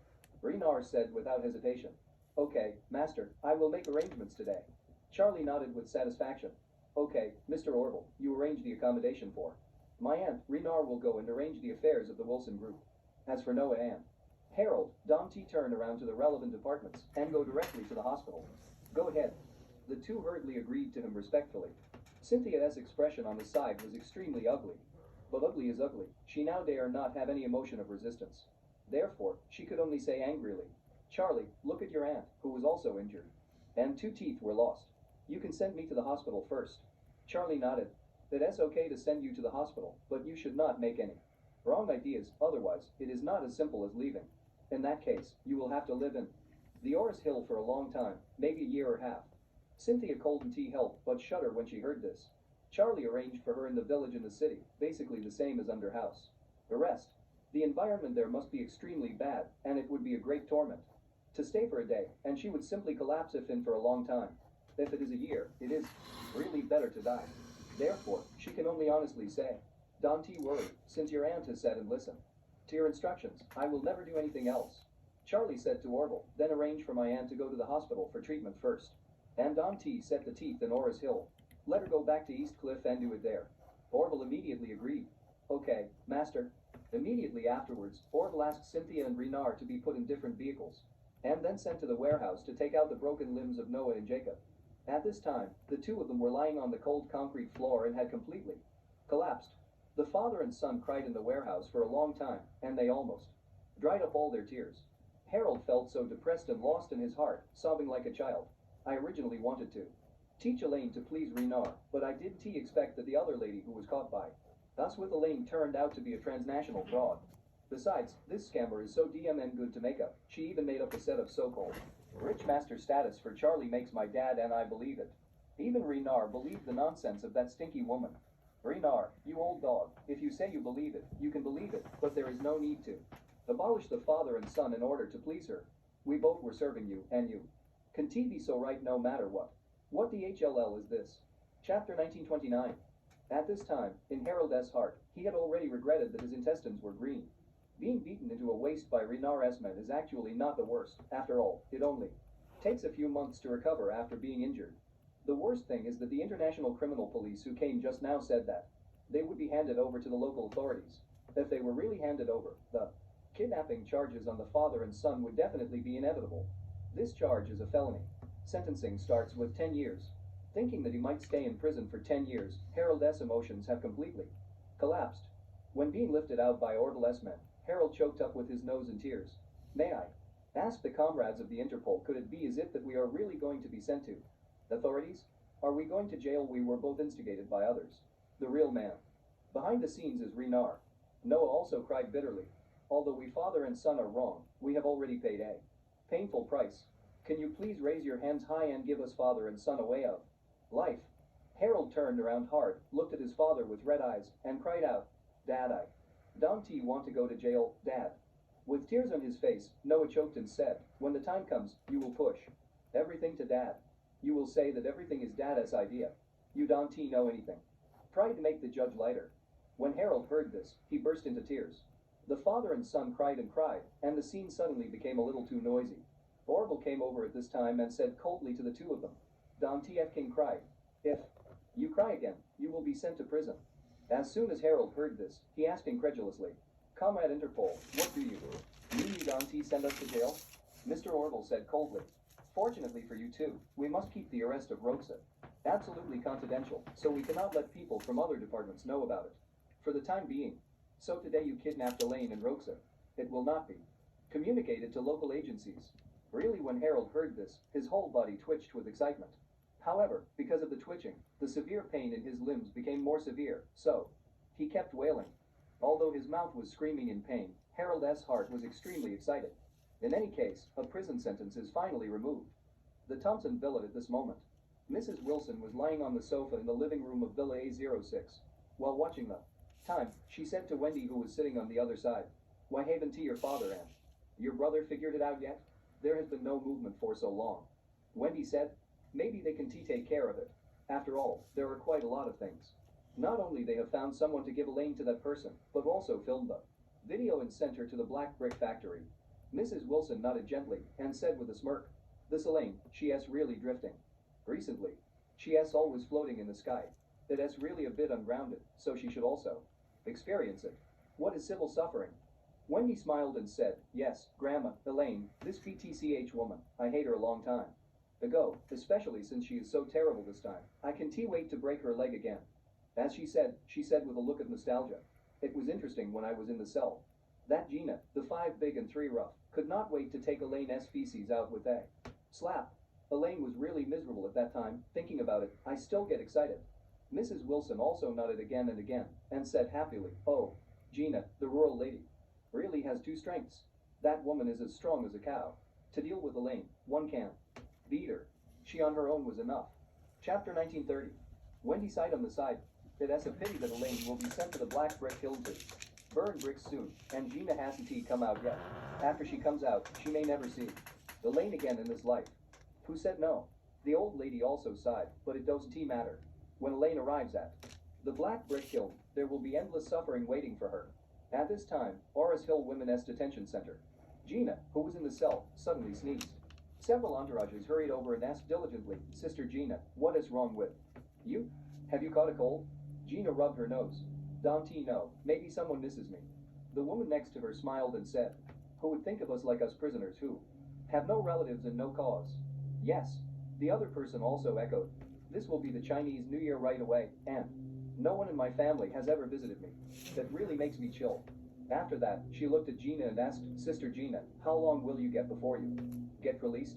Gina smacked and said, hey, it is still 5 or 6 months. That is too soon. I am still 8 months away. I am 4 months. Hey, you can spend the New Year at home this year, and it should be fine next year. Gina sighed.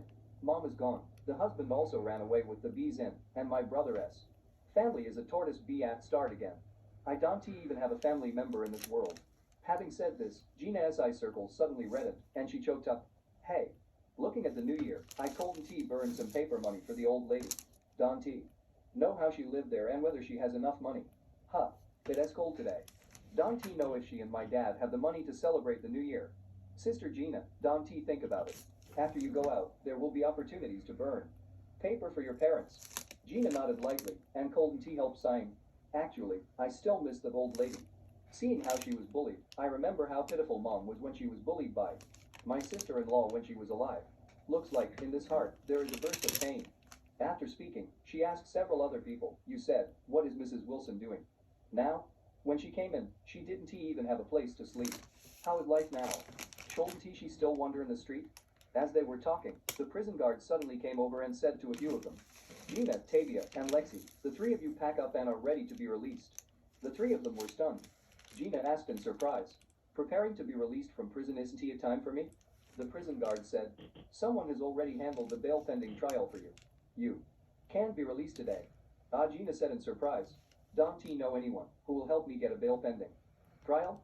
The prison guard said indifferently, "Your old acquaintance, Mrs. Wilson, asked someone to do it. She paid a lot of deposit for the three of you." Gina was even more surprised and speechless. She opened her mouth wide and thought for a long time before she asked in disbelief, "Mrs. Wilson, isn't she miserable? Where can she get the money to help us get the bail pending trial?" The prison guard laughed and said, "That Mrs. Wilson is amazing now. I heard that the family business has come back to life, and the family has also moved into the luxury villa of Thompson. It is said that they have arranged to let you go to Thompson. Good day." Chapter 1931. When Gina and others heard this, they were all shocked and dumbfounded. At the same time, it is even more excited and ecstatic. She asked, "Mrs. Wilson got her daughter-in-law's first grade Thompson villa?" The prison guard said lightly, "She bought another set." "I am going to drop a mother," Gina said, dumbfounded. "A villa of more than 100 million. Buy it if she wants to buy it." The prison guard smiled and said, "Of course, they paid more than 1 million bail for the three of you just to get the bail pending trial. This is because she remembered your kindness to her at the beginning, so she wanted to bail you out and pick you up. Go to Thompson to live a fairy life." Gina's moved tears flowed, and as she wiped it, she choked with sobs. "Mrs. Wilson is about to catch up with Mom." The other two also looked excited, and one of them sighed with emotion. "Yes, sister. Gina, you helped them out of righteousness, and the old lady is also a person who knows gratitude. In the final analysis, this is the kindness that Sister Gina has planted." Gina's sense of justice immediately burst, and said solemnly, "Elaine, that Beat Starred is so unfilial to her mother-in-law. I taught her that it is justified and obligatory. If she dares to bully Mrs. Wilson in the future, I will never forgive her." The prison guard hurriedly reminded, "Gina, this is a rare opportunity to be released on bail. After you go out, you must make a good reform. You must never do any illegal or criminal things again. If you get caught in a fight again, not only the remaining sentence must be made up, and repeated offenders will be severely punished." Gina blurted out, "Ah, so serious?" "Of course," the prison guard said very seriously. "You must be a good citizen who obeys the law, let alone fights with others. Even if you litter or spit, you may be subject to administrative punishment." After that, the prison guard added, "After you go out, even if you have a criminal record, our law enforcement officers, as well as the community streets, will strictly watch your every move. If you are really messy, the law definitely won't forgive you." Gina's heart jumped in fright and hurriedly waved her hand. "Don't worry. After I go out, I will definitely change my mind and be a new woman. It's almost the same."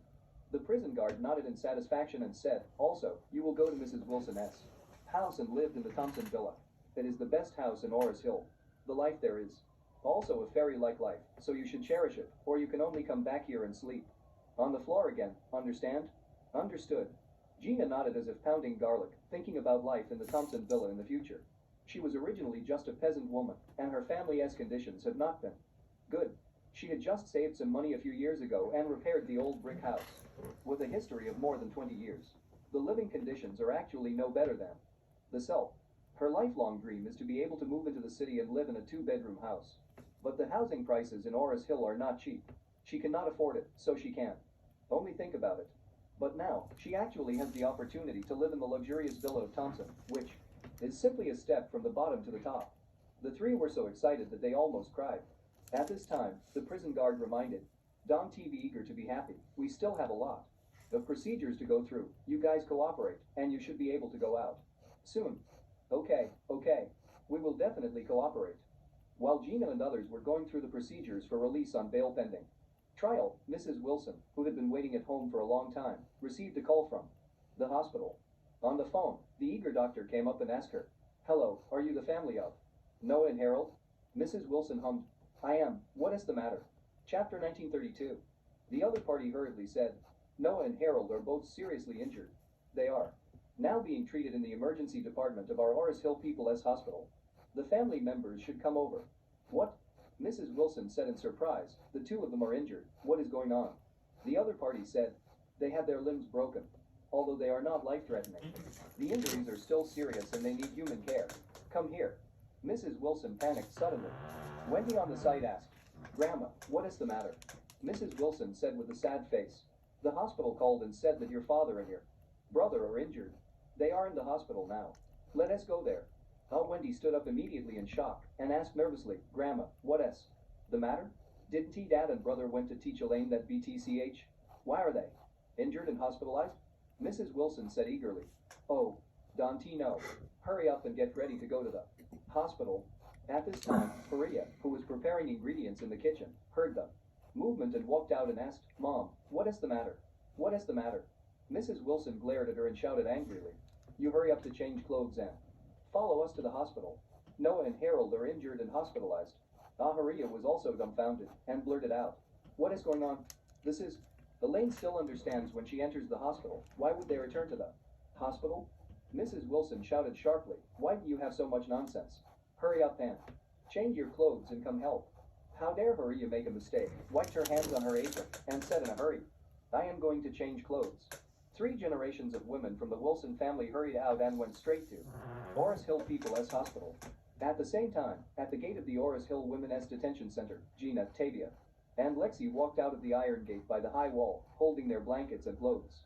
As soon as they left the house, Gina immediately said to the 2 people around her, Tavia and Lexi, they said, you must not look back after you come out, or you will have to come back sooner or later, you know.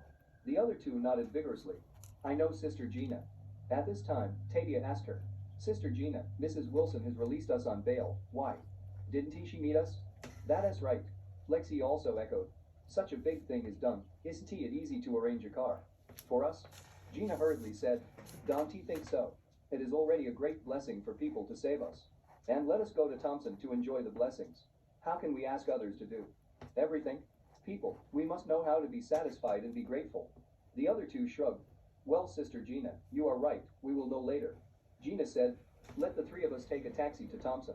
It is almost time for dinner now. Maybe Mrs. Wilson will hold a banquet at home and wait for us to pick up the dust. When the other 2 heard this, they were overjoyed and immediately said, then let us take a taxi and go there.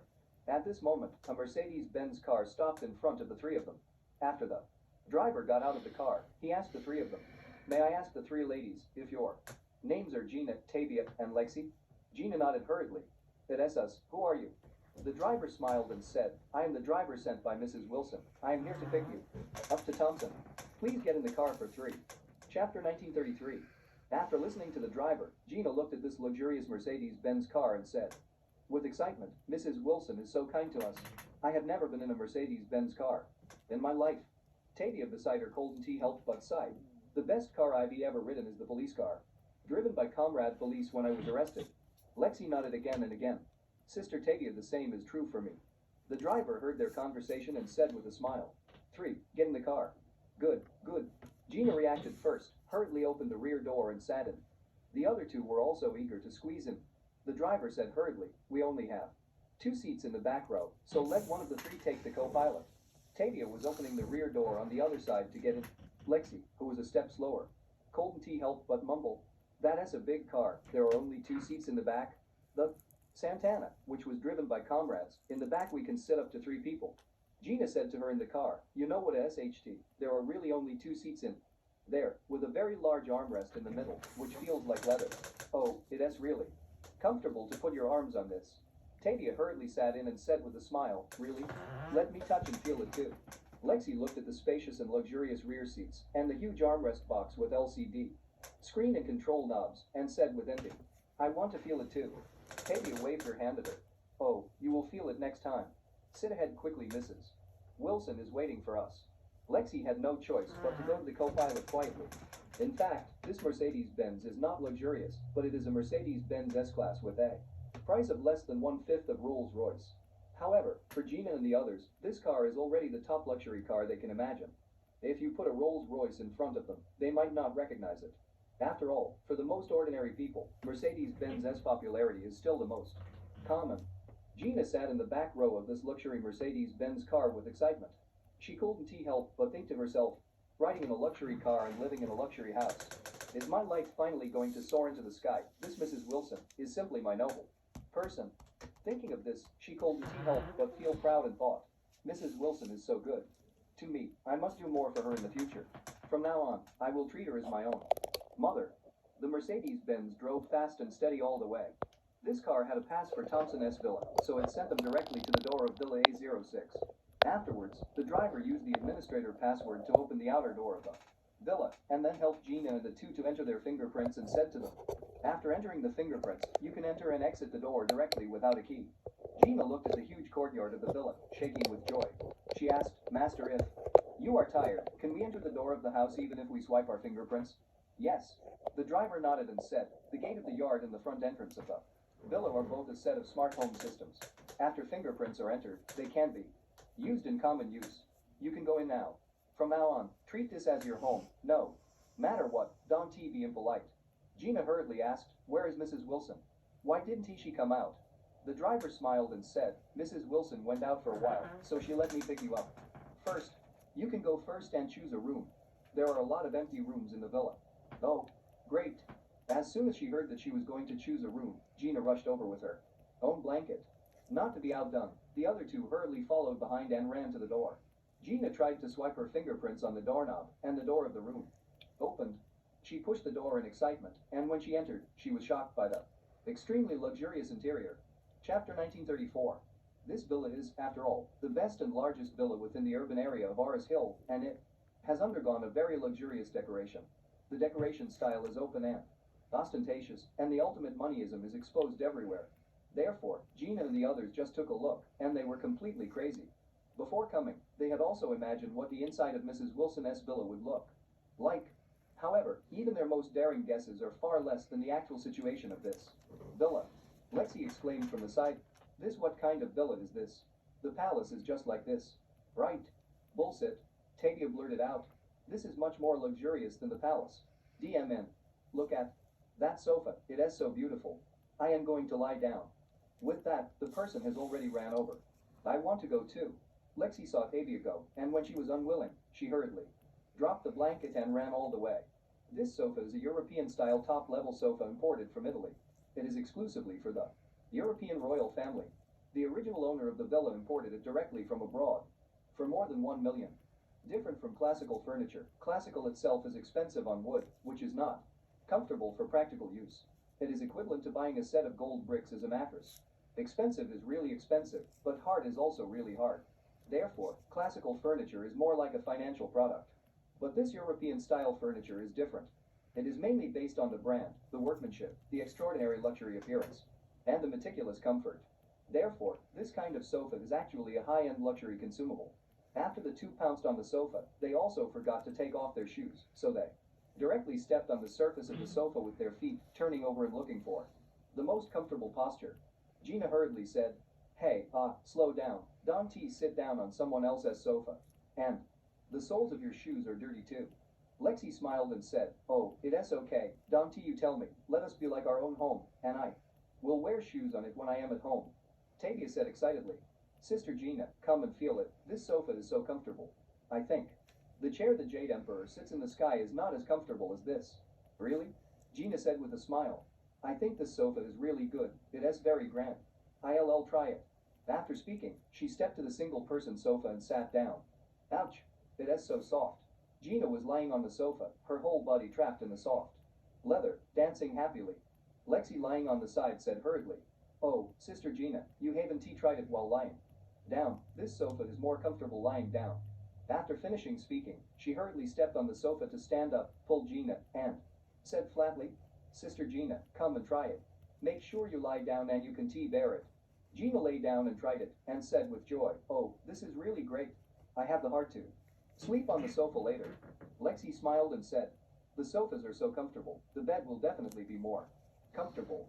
Tavia hurriedly asked, Then shall we go to see the room? This villa is so big, we can definitely guarantee one room for 3 people. Gina said, Well, let us wait for the old lady to come back and let her arrange a room for us. Lexi curled her lips. I can wait. The villa rooms must be large or small, some facing south, some facing north. I want a south-facing, bigger one, and I can get some sunshine every day. Tavia said hurriedly, I want to face south too. As soon as Gina heard this, she immediately jumped up from the sofa and ran up the stairs, saying, "No, I have to choose first." Chapter 1935. Mrs. Wilson didn't know that when she went to the hospital, her house was already occupied by Gina.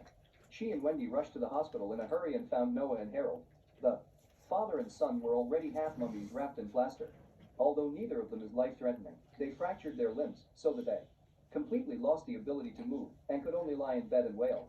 As soon as Mrs. Wilson entered the door, she was shocked and anxious when she saw the two of them like this. She hurriedly stepped forward and asked, "Noah, Harold, you guys, what is wrong with you?" When Noah and Harold saw the old lady coming, they couldn't control their tears and wept loudly, especially Harold, crying very sadly. Wendy burst into tears all at once and asked pitifully, "Dad, brother, how did you become like this?" Harold's eyes were red, and he cried and said, "Grandma, Dad and I were scrapped by Renar's people. Grandma, I am so wrong. I kindly served Renar. He was not only not grateful, but also let his people beat me and Dad like this. They are just $1 tards." Noah also sighed. "Mom, people say the tigers are the only companions to tigers. I understand today. We can accompany people like Renar, so we must keep our distance from him in the future." Mrs. Wilson said eagerly, "What on earth happened? Tell me clearly." Only then did Noah tell what happened. Only then did Mrs. Wilson understand that when they kidnapped Elaine, they also tied up a transnational fraudster. The most annoying thing is that Renar, a scheming man, was also deceived by a transnational fraudster. In order to please the other party, he interrupted the limbs of her son and grandson. Hearing this, Mrs. Wilson burst into tears, patting her thighs and howling, "God doesn't he have eyes? If you don't trouble Elaine today, that transnational scammer will definitely take Elaine's family. People have broken their homes. But at this time, you just took the initiative to solve the trouble for Elaine, and then caused the trouble to yourself. Today, Elaine was supposed to go to HLL, but it turned out to be bad. You directly help Interpol and take the fraud. The crime is caught, which is equivalent to helping Elaine completely for free." When Harold heard that the truth was like that, he cried louder and went crazy and said, "I didn't expect that we would end up getting the B.A.T. start Elaine for nothing. It is really a big loss. Harold has never suffered such a big loss in his entire life. And it was a big loss that she took the initiative to eat. Wendy, you slapped me twice. I feel so uncomfortable in my heart." Wendy can only persuade, "Brother, since the matter has already happened, don't think about it. The key now is whether your and Dad's injuries are not serious, and can you recover?" Harold choked and said, "Recovery can be made, but it takes a while. The doctor said that we may not have the ability to take care of ourselves for several months. We have to eat, drink, and sleep in the bed. We may have to stay in the hospital and have to be accompanied by a caregiver." Mrs. Wilson hurriedly asked, "Harold, where did Mr. Renar go?" "He was fooled by the scammer, so that he was dismissed. Later, the identity of the scammer was revealed." "Didn't he give you any compensation or give you a statement?" "Gave a SHT. Noah said angrily from the side. "Renar, that old dog, was also directly arrested by Interpol. It is estimated that he will be out of luck." Mrs. Wilson exclaimed, "Then you two got the meal in vain?" Noah naturally knew what the old lady's idea was, and he thought to himself, "What Mom means, she must think that Harold and I were accidentally injured by Renar's people, and Renar has to make some compensation to make it reasonable. After all, my mother is looking at money." Thinking of this, Noah was a little depressed, and said, "Mom, you have to pay us the hospitalization fee first. Let us transfer to the inpatient department. As for Renar, if he comes out in the future, I will ask him for an explanation." "Okay." Mrs. Wilson nodded and said, "I'll pay the bill." Chapter 1936. With that, Mrs. Wilson turned around and left the ward. She stepped to the collection office and said, "I am here to pay Noah Wilson and Harold Wilson's hospital bill." The other party inquired for a while and said, "The incurred treatment fee is $26,700, and another $80,000 of hospitalization deposit will be needed, which is a total of $10,670. Mrs. Wilson couldn't help but feel some pain. Although this $100,000 is not a lot, it is not too small. If this money is not compensated by Renar 100 times, I really can sleep in my dreams." Thinking, Mrs. Wilson still took out a bank card from her wallet and handed it to the other party. "Come on, swipe the card." The other party took the card, swiped it on the POS machine, entered the amount, and said to the old lady, "The password." Mrs. Wilson immediately pressed a password and confirmed, but the POS machine never automatically issued an order. The staff member in charge of the cash register took a look and said, "Your card is frozen. Please change one." "What? Frozen. Mrs. Wilson frowned. How is it possible? I have tens of millions in my card. At first, after Renard helped the Wilson family repay the debt and the bank unsealed the previously sealed property, Mrs. Wilson returned part of her deposit. After that, Renard invested in the Wilson family, and Mrs. Wilson also found a way to find some companies that helped people take the account and put the money in her card. Now she has more than 20 million cash in her card, which has always been her pension money left for you. Now, the other party suddenly told her that this card was frozen, and she suddenly became nervous. The other party didn't know if there were tens of millions in her card, and she said, impatiently, I can control how much money you have in the card, but the POS machine gave me feedback that the card has been frozen. If you have a problem, call the bank. Mrs. Wilson was too shocked, and quickly took out her mobile phone, and called the bank. After waiting for a long time for the manual service, she hurriedly asked, why did your bank freeze my card? What right do you have to do this? The other party patiently said, I am sorry. It shows that your card is indeed frozen. The reason for the freezing is because your creditor filed a property preservation with the court. FCK your mother. Mrs. Wilson scolded angrily. I have paid off all my debts a long time ago. How can there be any creditors? The other party was also a lit swear. I can see the property preservation execution document. The document shows that your creditor Renard who initiated property preservation, and he helped you repay the amount before. 10 million debts, and tens of millions of funds invested in your company, but now he has to withdraw all the loans and investments, so he has frozen your bank card. What? Mrs. Wilson suddenly felt thunderous. Did Renard divest? This doesn't it mean that the Wilson family is going back to the previous situation of nothing and in debt? Chapter 1937. Seeing that Mrs. Wilson stood blankly on the spot, the hospital toll collector asked, are you still paying? If you don't pay, we may ask you to discharge the two patients. Mrs. Wilson immediately took out another bank card, chose one, handed it to the other party, and said, try this again. The toll collector nodded and took it and swiped it. After Mrs. Wilson entered the password, he shook his head and said, this is also frozen. Then try this one again. Mrs. Wilson passed all of her cards in succession, but the reminder that none of the cards was working. This made Mrs. Wilson's whole body very desperate. Just when she was at a loss, a phone call came and she hurriedly connected, only to hear the other person say, hello madam, I am calling to inform you about the enterprises, villas, vehicles, antique paintings, etc. under your name. All real estate has been sealed by the court. Please repay Mr. Renard's investment as soon as possible, otherwise all your assets will enter the auction process. Mrs. Wilson cried and said, you are trying to force me to death. The other party has an official attitude and said, sorry, we are also acting in accordance with the regulations.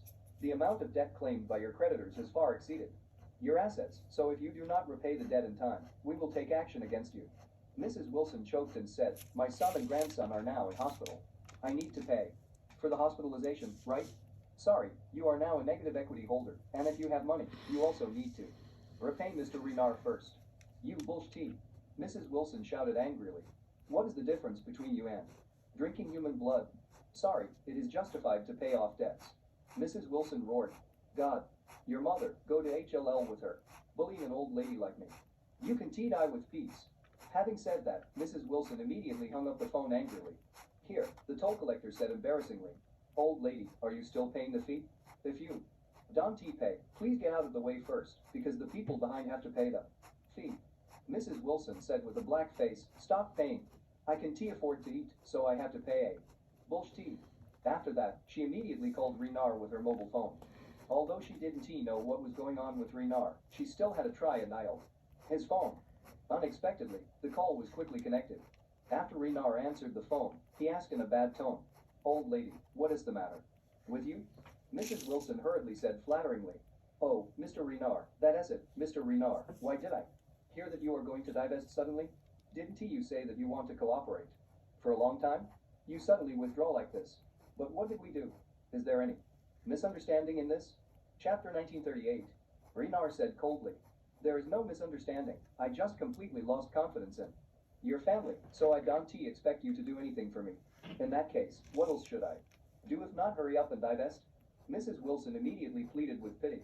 Mr. Renard, did the things my son and grandson did today make you feel unsatisfied? If they are not doing well enough, just say it. I will let them perform better next time. Please give our family another chance. Renard said impatiently. I had given you the opportunity, but the key is that you were Not up to it. So don't T come to beg me now. Mrs. Wilson was desperate in her heart. Suddenly thinking about the villa, she hurriedly asked, Mr. Renard, we signed an agreement about the villa. You agreed to lend it to us. To live for 10 years. If we can go back, our family will have to sleep on the streets. Renard sneered. Of course the villa. You can live for a while, but you have to make it clear to your son that if he dares to divorce Maria, then I will kick your family out. Immediately. Mrs. Wilson said angrily, Mr. Renard, you don't need us to deal with Charlie anymore. Why do you have to let my son stay with the dirty woman Maria? You know, men hate most what is being cuckolded by his own woman. As long as Maria is still there, my son will never pass this hurdle. Renard said contemptuously, your son can pass this hurdle. It has nothing to do with me. Maria, I gave her my words. If you don't want to, you can move out of Thompson and leave the villa to Maria. When Mrs. Wilson heard this, she immediately realized that she couldn't say more. If she continued to talk to Renard, she might not even be able to keep the right to reside in the villa. Mrs. Wilson has experienced the taste of sleeping on the street, so she never wants to have such a hard life again.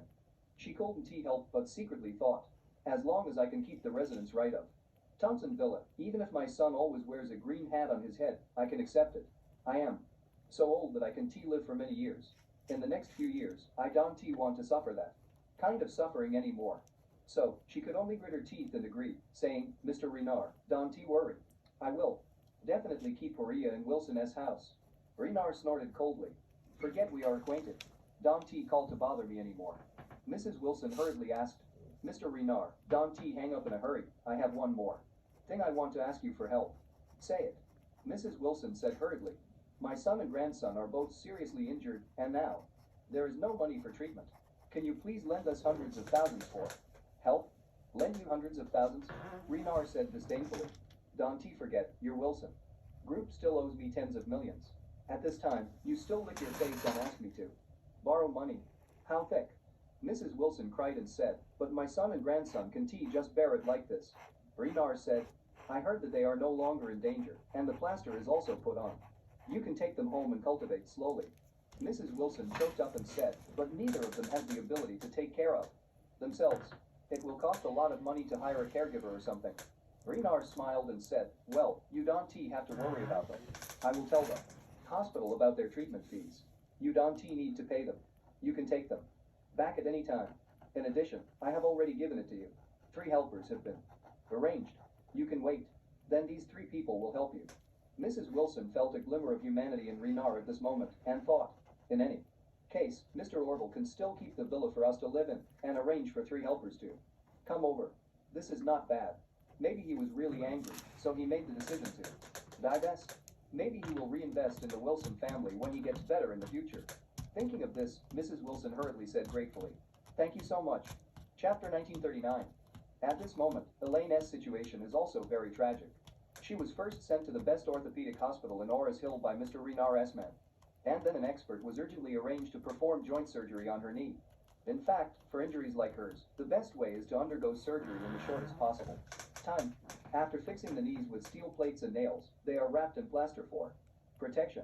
In this way, the best recovery effect can also be obtained. After the operation, she returned to the ward, where Orville's men were already waiting for her. The subordinate opened his mouth and said to Elaine, Ms. Elaine, you have done a lot to arrest Roxa this time, so all your treatment costs this time will be borne by our agency. Elaine looked at the right leg that was put in plaster again, and she burst into tears in discomfort and choked up. Comrade Interpol, you can let that BTCH go anyway. The man nodded and said solemnly, Ms. Elaine, don't worry, we will bring her to justice. He said, by the way, Ms. Elaine, for your personal safety, I have to remind you of something else. As soon as Elaine heard that it was related to her personal safety, she said hurriedly, say. The man said seriously, Roxa is a transnational fraudster. Behind her is a huge fraud group spanning dozens of countries. Although we have arrested Roxa this time, there are still many of Roxa's comrades who have to be arrested, so you must not tell anyone about this matter, otherwise it is very likely that you will be retaliated by this fraud group. When Elaine heard this, she burst into tears. Mom, this is endless. It was because of this thing last time that I was taken into the detention center. I suffered a lot and my leg was broken. Now my leg was just right. I haven't had time to jump for 2 days, or because of this, it is broken again. You said they will come to retaliate against me next time. Then what? Can I do in the future? Why do I have such a hard life? The man hurriedly comforted. Ms. Elaine, Don T get excited. This time is different from the last time. Elaine cried and asked, what is the difference? Did T you still catch them clean? As long as they have a comrade outside, it is possible to retaliate against me. And this time I got their boss ropes it in. Now, they will not let me go. They interrupted my leg before, and might kill me. The person explained, this is Ms. Elaine. We are still very cautious. The arrest of Roxa has not leaked any information. As long as we do not disclose it, and you do not disclose this matter, no one will think of it. You can go on to live a normal life. Elaine breathed a sigh of relief, and hurriedly asked, but you see how miserable I am. Now, my leg is broken, my face is beaten and swollen into a pig's head, and my hair is choked off by that BTCH. How can I explain it to my family?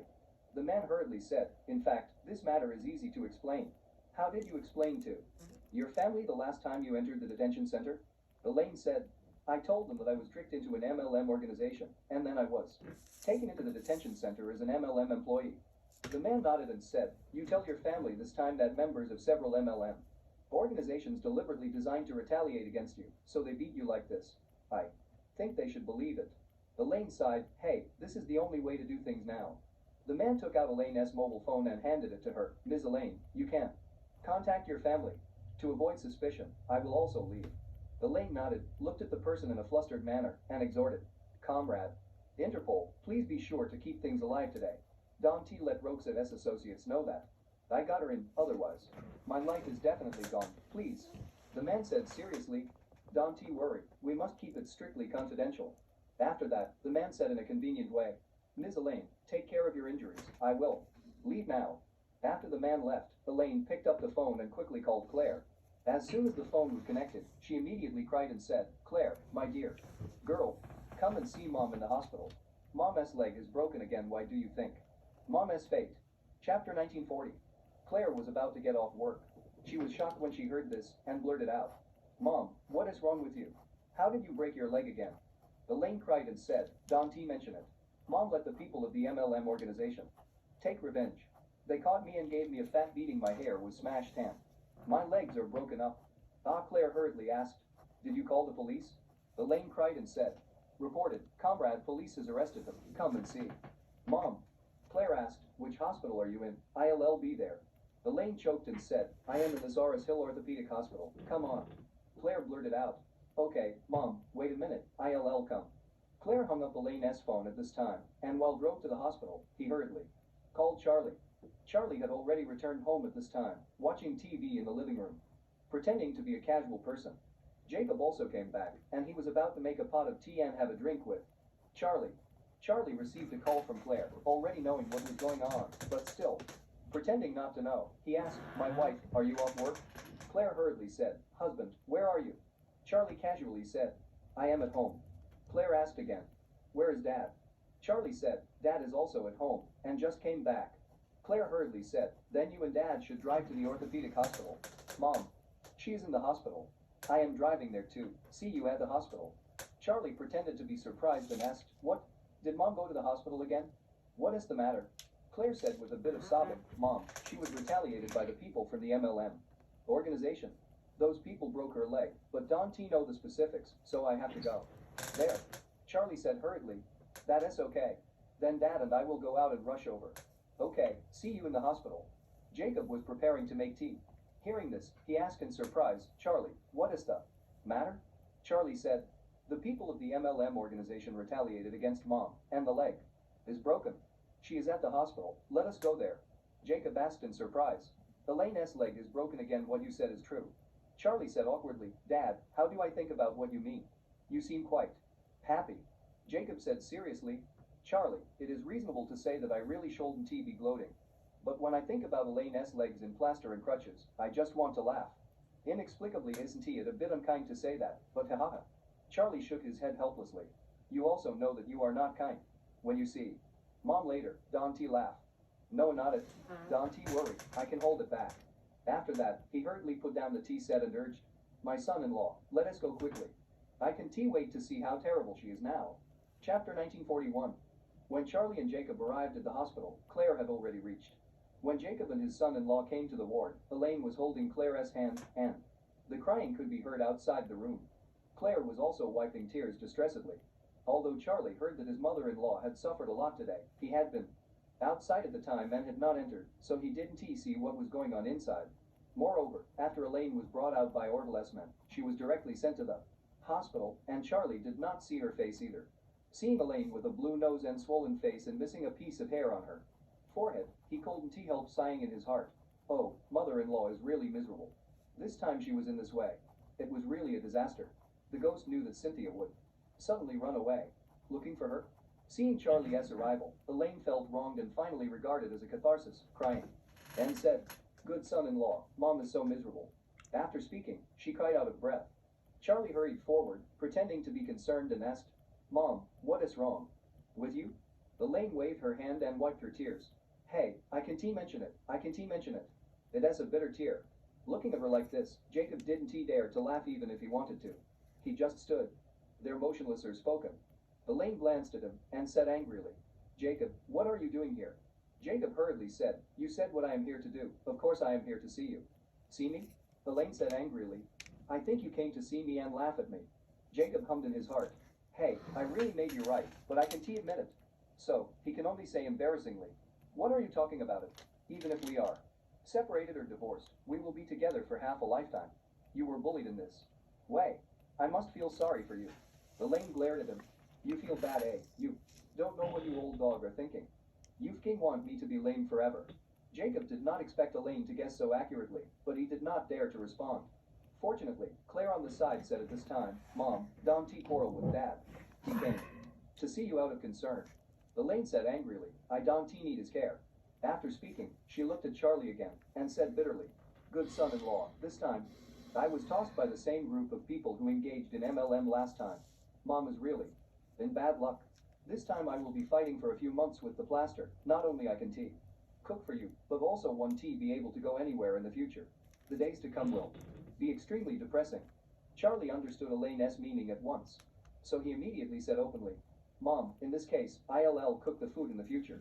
In addition, I will transfer you 100,000 in pocket money. You are really bored during this time. You can buy something online. Just play with things and it is time to manage and be patient." When Elaine heard this, she was immediately moved. In fact, she didn't expect Charlie to give her money at all. She just felt that Charlie had promised her that he would pay 30,000 a month for food, and another 10,000 for the hard cost of cooking. She did not dare to deduct the food cost, but the hard work should be taken for granted. But now she is limping again, and she can buy vegetables and cook. No one can do this work. She was afraid she couldn't ask Charlie for the 10,000. Chapter 1942. That is why she wanted to pretend to be pitiful and hope that Charlie won't deduct her 10,000 for hard work. But she didn't expect him to be so generous. He would directly give her 100,000. Hearing this, Elaine immediately felt refreshed and was also full of gratitude to Charlie, and said hurriedly, "Hey, you are really a good son-in-law of your mother.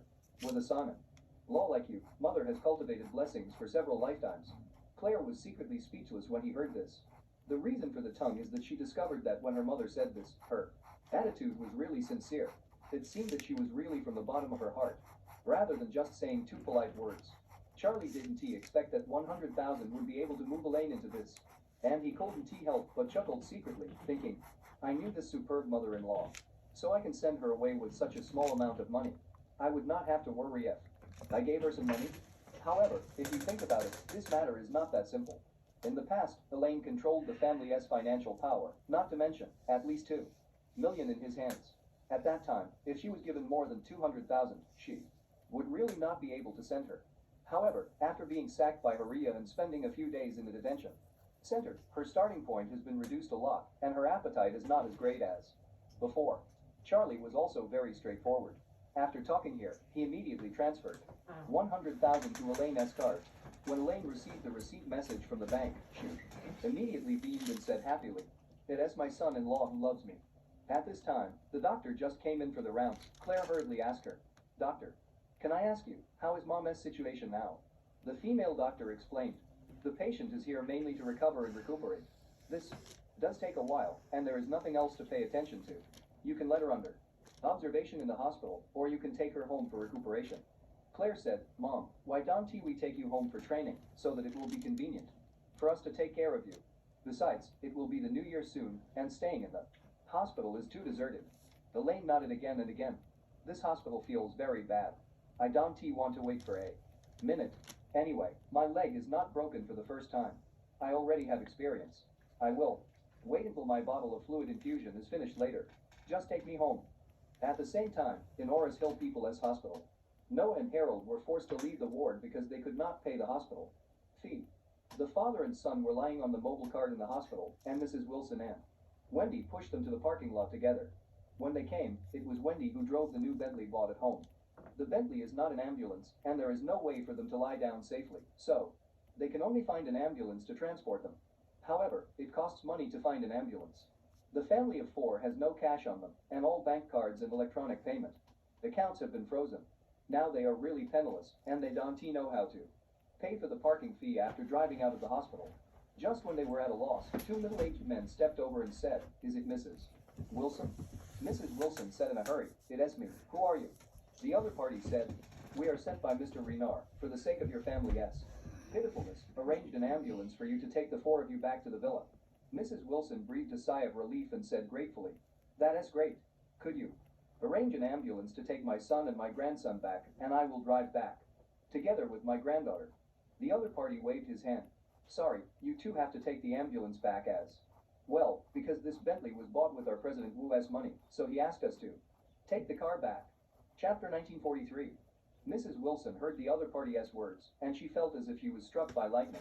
"Just stand on the spot," she said helplessly and begging. "Two brothers, please call Mr. Renard and say that our family is exhausted now. I beg him to show mercy and leave us a little escape. Leave the Bentley to us." After speaking, she quickly added, "Even if you just borrow us to use it for a few years."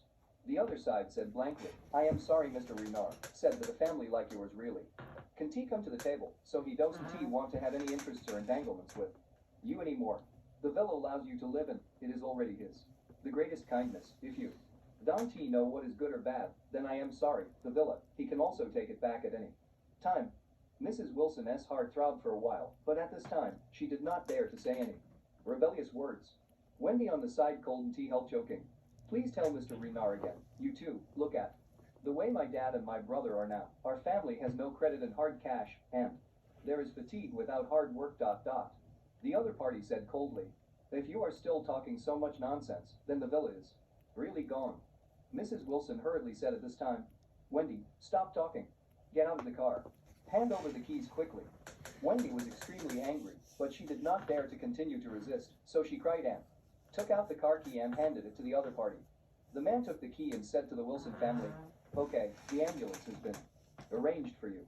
Your family of 5 should go back quickly. We will drive away now." After speaking, the two got into the Bentley car and directly started the car to leave the scene.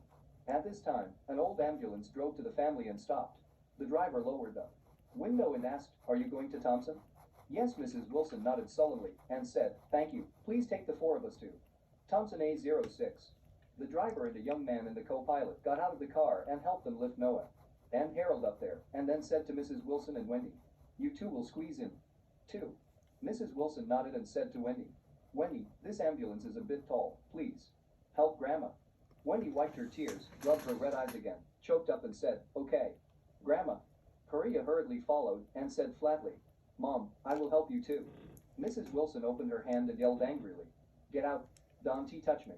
Korea didn't expect that the old lady suddenly got angry with her and asked a little aggrieved, "Mom, where did I offend you?" Mrs. Wilson gritted her teeth and cursed, "You have offended me everywhere. If it weren't for you, our family wouldn't be what it is today. If it weren't for you, they wouldn't be able to beat you up for more than 10 million. If it wasn't for you, Noah will not always be ridiculed by Elaine. If it weren't for you, Noah would not be able to do anything to Elaine. He and Harold are so miserable now. This is all your harm." Korea cried all at once. Chapter 1944. She was also extremely aggrieved in her heart, crying and said, "Mom, I know you have been worried about my pregnancy in the black coal mine, but I was really trying to survive, otherwise I might have already died. Furthermore, the 10 million things I did not deliberately want to get rid of. I intended to deceive Elaine's money and villa, so as to improve the living conditions of our family. All my efforts and sacrifices are all for this family." When Mrs. Wilson heard her talk about pregnancy, she immediately felt as if she had been slapped twice, and immediately yelled, "You shameless BTCH, dare to mention pregnancy. Depraved family style, depraved morals, and extremely shameless. Had Renar protected you, I would have driven you out of the house." With that said, Mrs. Wilson was so angry that she even lost her breathing rhythm. She gritted her teeth and said, "Also, when you came out of the Blackpool kiln, you were not only pregnant with a wild species, you also contracted a venereal disease. You also infected my son. Do you think I don't know?" Maria's face turned red. Just when she didn't know how to fight back, the driver asked impatiently, "I said your family can leave? If you want to fight, pull the 2 sick numbers from the car and accompany you. Noisy, we are still waiting to get off work. We have no time to spend with you here." When Mrs. Wilson heard this, she immediately persuaded him, and hurriedly said, "Mr. Driver, don't be angry. Let us go, let us go." After speaking, she gave Maria a fierce look, and then with the help of Wendy, she climbed into the ambulance. Although Wendy sympathized with her mother, she didn't dare to speak up at this time, so she could only wink at her mother and let her get in the car before talking. Maria also knew very well that she had no other place to live, except the Thompson A06 villa, so she could only swallow her anger and got into the car, and sat in the corner. After all 5 members of the family got into the ambulance immediately went to Thompson.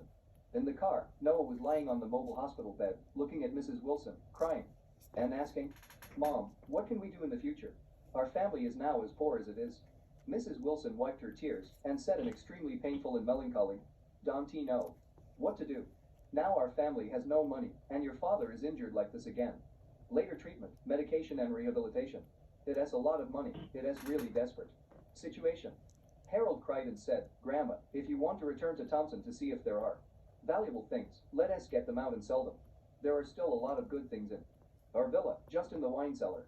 It is estimated that you can sell the liquor for a lot of money." Mrs. Wilson nodded. "There is really no way. It can only be this way." Wendy asked at this time, "By the way, Grandma, the 2 people just said that Renar arranged 3 helpers for our family. Where are they?" Mrs. Wilson was also at a loss. "Don't know. He may have arranged, but people haven't arrived yet, right?" Hey, Wendy sighed. "If he could send 3 helpers over, Renar would be more or less conscientious. Otherwise, Dad and brother would be hurt like this, just the 3 of us. It is really hard to take care of them." "Who won't he say?" Mrs. Wilson said with emotion.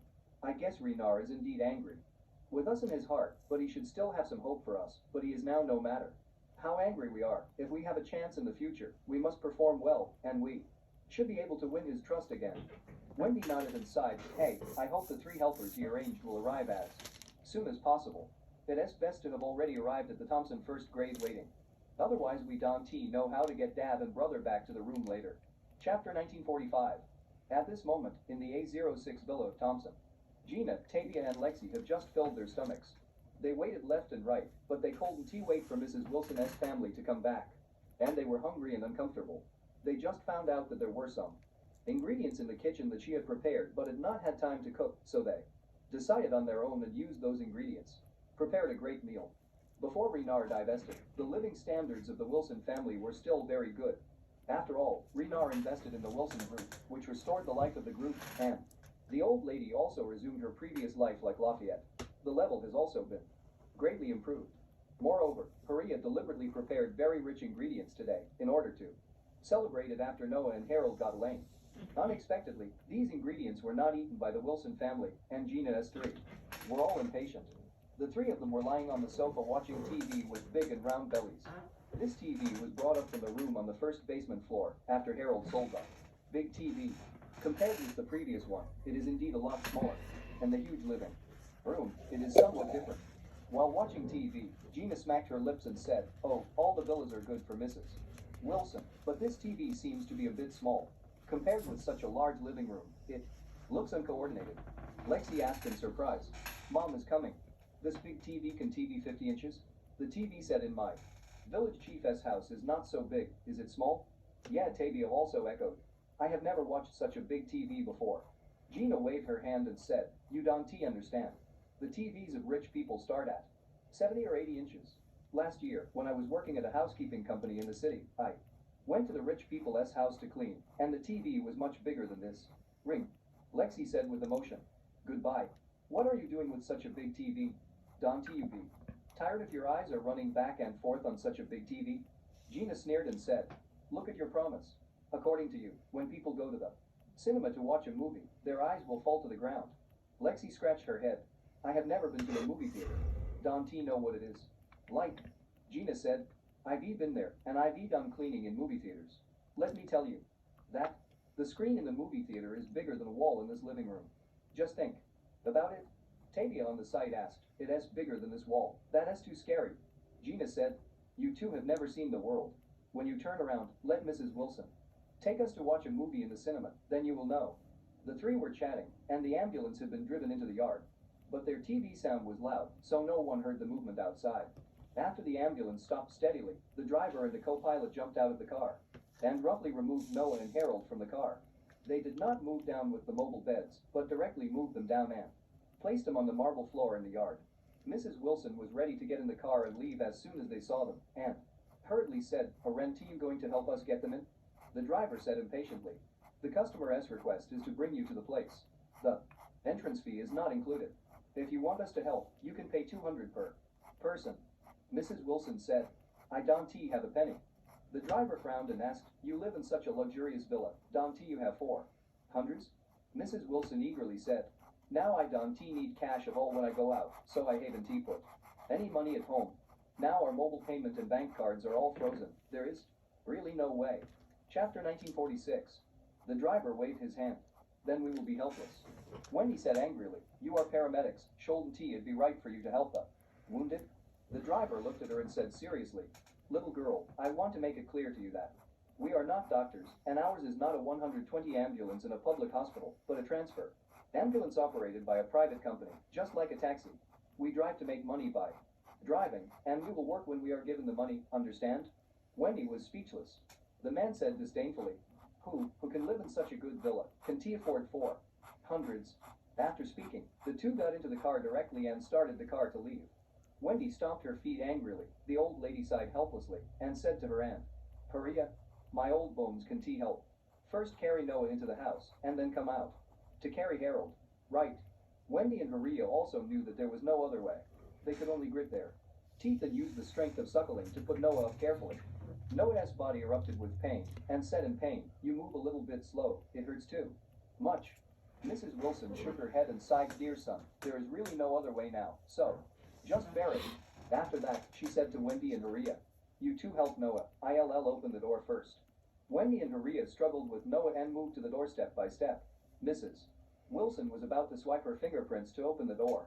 Suddenly heard the movement of the TV inside. She asked Wendy in surprise, Wendy, did you turn off the TV when you left? Wendy shook her head.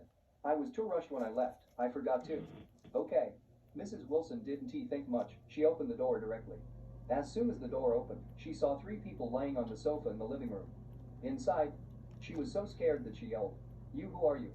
When the three heard the movement, they suddenly turned their heads and found that Mrs. Wilson and Wendy were coming, and they recognized these two former inmates at the glance. Gina was so excited that she rushed over and said excitedly, old lady, you are back. We have been waiting for you for a long time. Mrs. Wilson saw the three people running over barefoot, and she was shocked to speak. She naturally recognized Gina and the others, but she couldn't figure out why these three people came out, and why is it in her own home. So, she asked in surprise, Gina, you guys, why are you here? Gina said excitedly, old lady, are you still pretending to be confused here? Didn't you give us a bail pending trial and save us? Me, Mrs. Wilson said with a dazed expression. Is there a misunderstanding? Is there any misunderstanding? Gina hurriedly said, old lady, I know, you are grateful that we helped you a lot in the detention center and took care of you a lot, so you wanted to repay your favor and let us come and live with you. Tavia on the side also echoed, yes, Mrs. Wilson, you are so nice. You also sent a big run to pick us up. For the first time in my life, I have been on a big run. Gina said with a bit of emotion, old lady, let me just say something from my heart. The three of us are very grateful to you. So we all think about it. In the future, the three of us will live here and not leave. Let us take care of you as our own mother, and give you the end of your retirement life. Mrs. Wilson suddenly felt deep despair in her heart, and she blurted out anxiously, Gina, listen to me. There must be some misunderstanding in this. It really wasn't me who saved you. Besides, I really didn't want you to come here to live with me. Chapter 1947. Mrs. Wilson is a typical hiring person, forward instead of backward.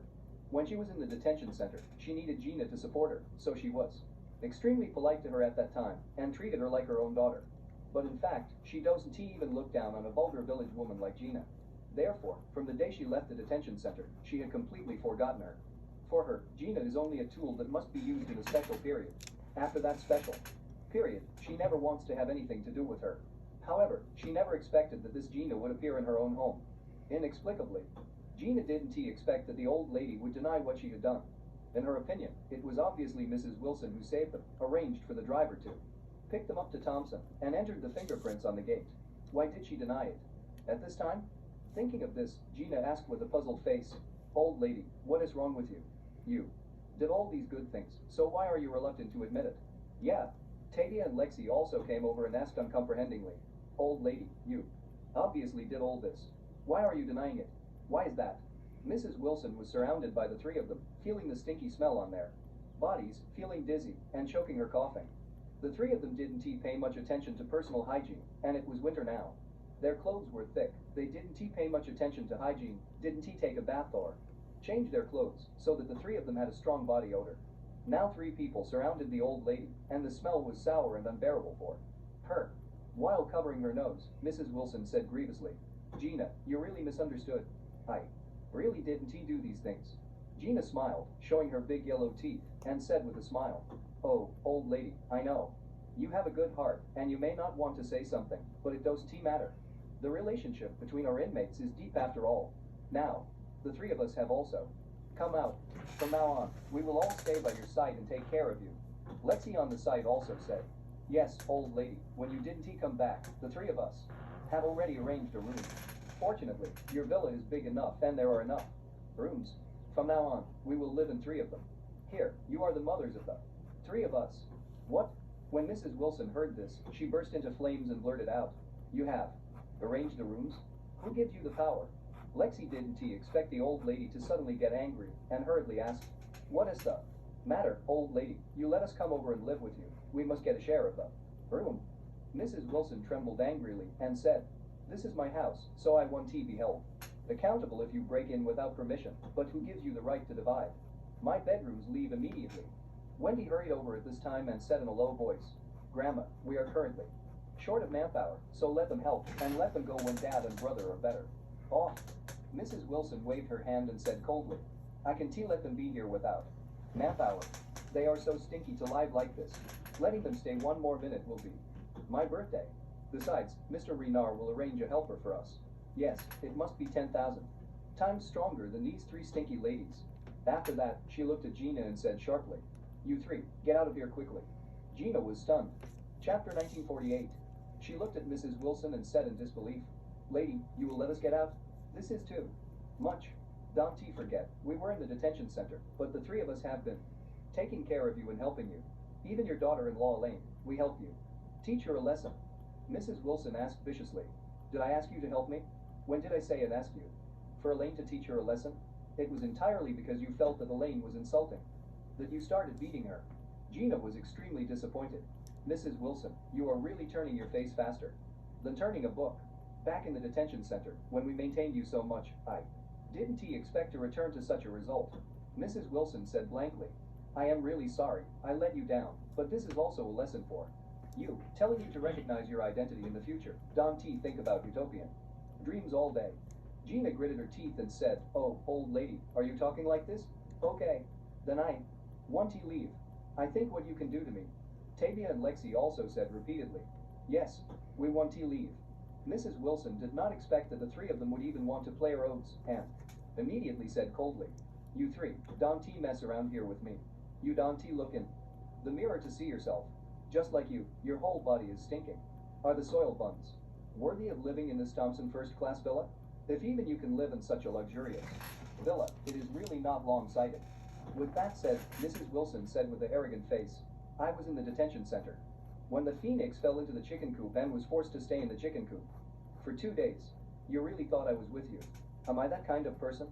Tavia yelled, "Mrs. Wilson, as the saying goes, a troubled phoenix is not as good as a chicken. Don't go too far, you dead old woman. If you annoy us, even if you are old, we will beat you." "Yes." Lexi also immediately agreed. How we beat Elaine back then, now we can beat you the same. Mrs. Wilson curled her lips and said, "You try to hit me. As long as you dare to do it, I will call the police immediately. You will definitely be caught back." Gina also clenched her fists. Her violent temper made it wish she would rush to punch Mrs. Wilson now. However, before she came out, she thought about the instructions given to her by the prison guards, and she thought to herself, "The prison guards have said that we are all on bail pending trial. Although we have temporarily obtained personal freedom, we must abide by the law. Otherwise, because if we don't abide by the law and cause trouble, we will most likely be caught again. Not only will we have to make up for the remaining sentence, but it might also even worsen." Thinking of this, she had to suppress the anger in her heart, and said coldly, "Old lady, I can't see it too. You are idle, and you have nothing to do with us, right? Since you think we can climb up to you, then is it okay to go?" Mrs. Wilson nodded.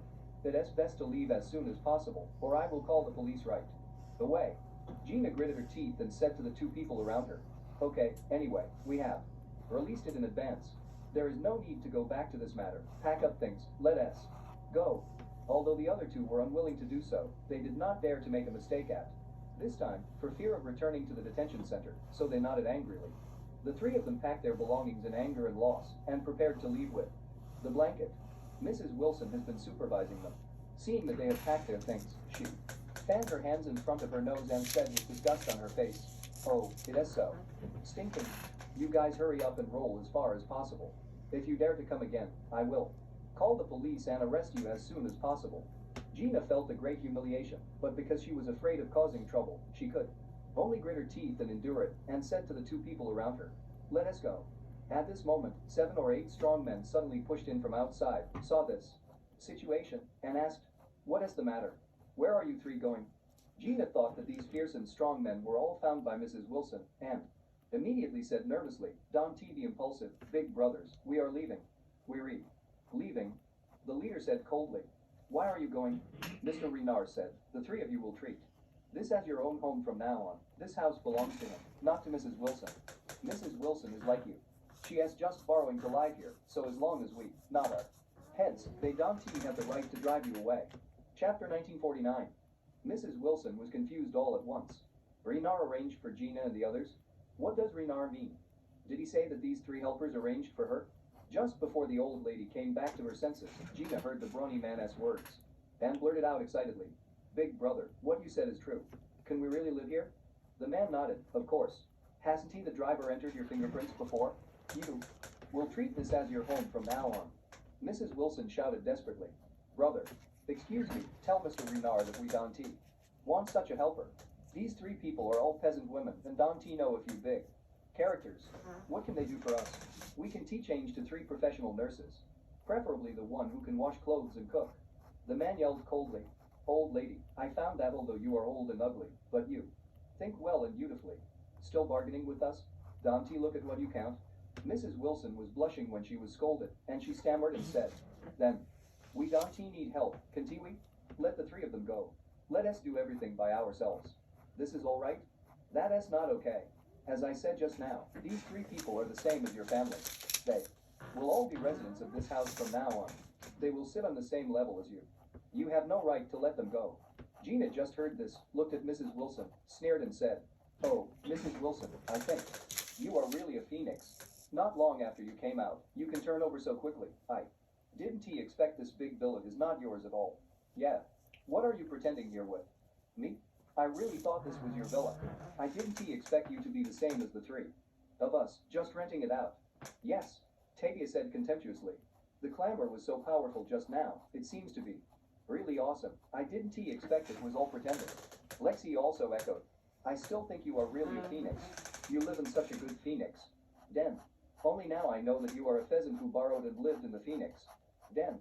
Mrs. Wilson's expression was very ugly. "This billet is indeed not hers. It belongs to Renard.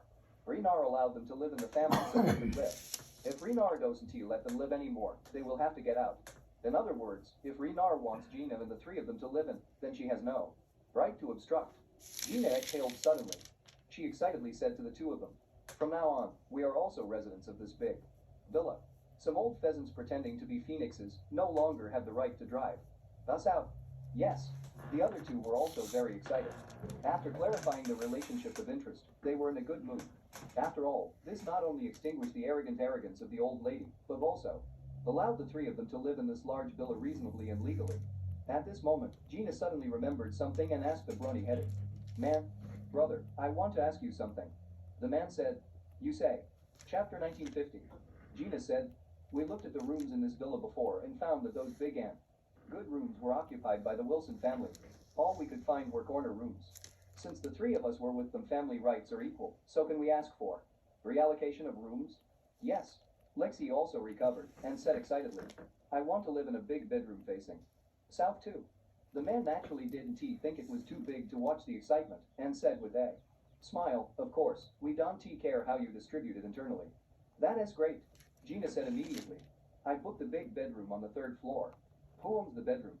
"Move out quickly, otherwise don't blame me for throwing everything out," Mrs. Wilson said angrily. "Dare you? The big bedroom on the third floor is my room." "No. One can grab it." Gina sneered and said, "You bad old lady, hurry up and get away. I just gave you a face. The three of us have come to you sincerely and really want to treat you as a mother, but unexpectedly, your old thing is so unfeeling. Now that Mr. Renard has spoken, then let us speak with strength. I want a room on the third floor. If you dare to grab it, you can weigh yourself whether you have that ability." Mrs. Wilson was suddenly desperate. Not only despair, but also deep regret.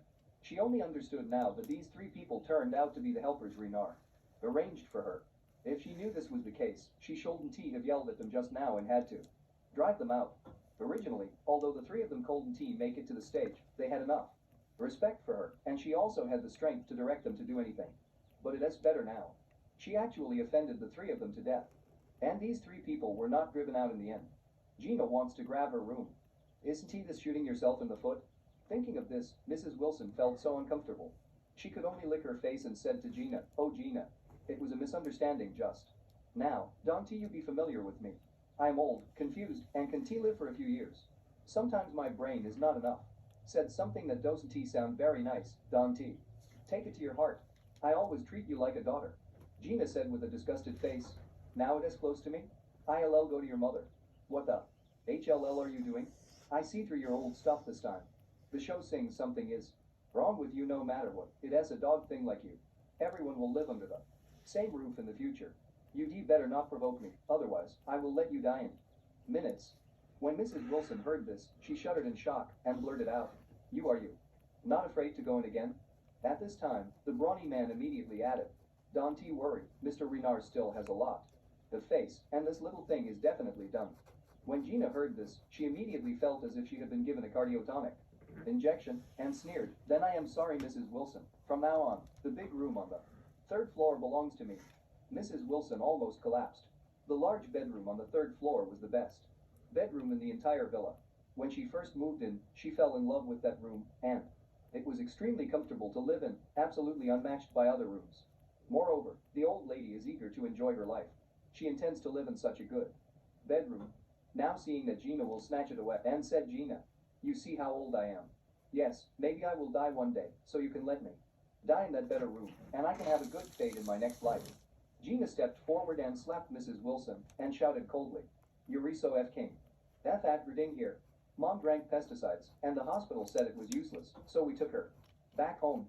She died in the end, in the dilapidated brick house in my hometown. According to what you said, one teen mom have a good fate in her next life." Chapter 1951. Mrs. Wilson was dizzy as slapped by Gina. She really did not expect that she had said so many insults to Gina before that Gina did not do anything to her. Unexpectedly, when she showed her weakness, she accidentally touched her inverse scale. Although Gina has no culture, she is indeed a filial daughter. At first, her mother was forced to commit suicide by taking medicine. After hearing the news, she rushed back from her husband's house. At that time, her mother was very sick and hopeless. In the hospital, Gina's mother told her very weakly that she wanted to go home, saying that she was uncomfortable in the hospital. Gina knew that she was going to die. When she was dying, all she wanted to do was to save some money for her family, and didn't want to stay in the hospital for fearless treatment. She wanted to take her mother back to her in-law's house, be good for a few days, and let her walk through the last part of life.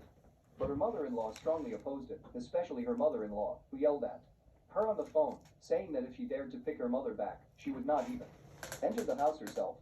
The younger brother, who is afraid of his wife, is unwilling to let her mother go back, because it is unlucky for her to die in her own home. In the end, Gina could only take her mother back to her old house that had been abandoned for many years.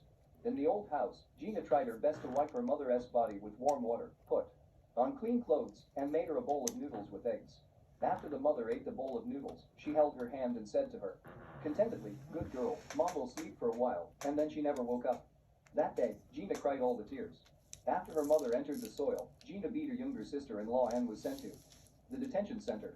It was also because of her filial piety that when she heard that Elaine was very unfilial to Mrs. Wilson, she felt sympathy for Mrs. Wilson and hated Elaine at the same time. Generally speaking, this is a vulgar, sloppy, and uneducated peasant woman who has always respected her deceased mother-in-law of human nature. Although her temper is aggressive, she is not a bad person. She could tolerate the insults Mrs. Wilson had put on her, but she couldn't tolerate even the slight offense to her mother. Mrs. Wilson only said that by dying in a better room, she can guarantee a good fate in her next life. It reminded her of her mother, who had died in a dilapidated building. She always felt that her mother was loyal and kind-hearted, though poor and down for her life. However, her fate is so awkward, she has never enjoyed a blessing in her life, and finally, was driven to ruin by her daughter-in-law. She also felt that such a mother, even if she died in the worst room in the world, God has eyes, she would have a good fate and enjoy a lifetime of happiness in her next life. And what Mrs. Wilson said just now, inadvertently, not only denied her consistent firm belief in her heart, but also blasphemed her mother's holy and great image in her mind. Therefore, she couldn't bear it and slapped Mrs. Wilson. At this time, Mrs. Wilson, covering her face, looked at Gina resentfully. Chapter 1952.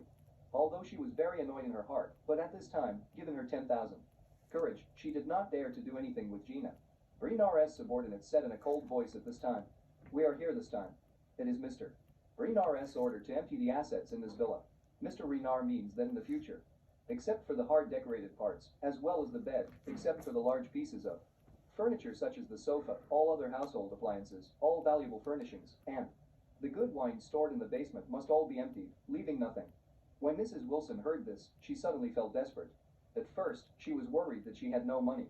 She could sell the household appliances in the villa, especially the wine in the warehouse in the basement, which could sell for at least 1 million, but she didn't expect that such a rich person as Renar could even do this.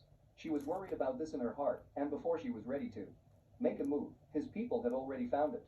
Mrs. Wilson said bitterly, "You can move away from a little brother's home appliances, and so on, but please keep the wine for us. After all, we like to drink a few drinks occasionally."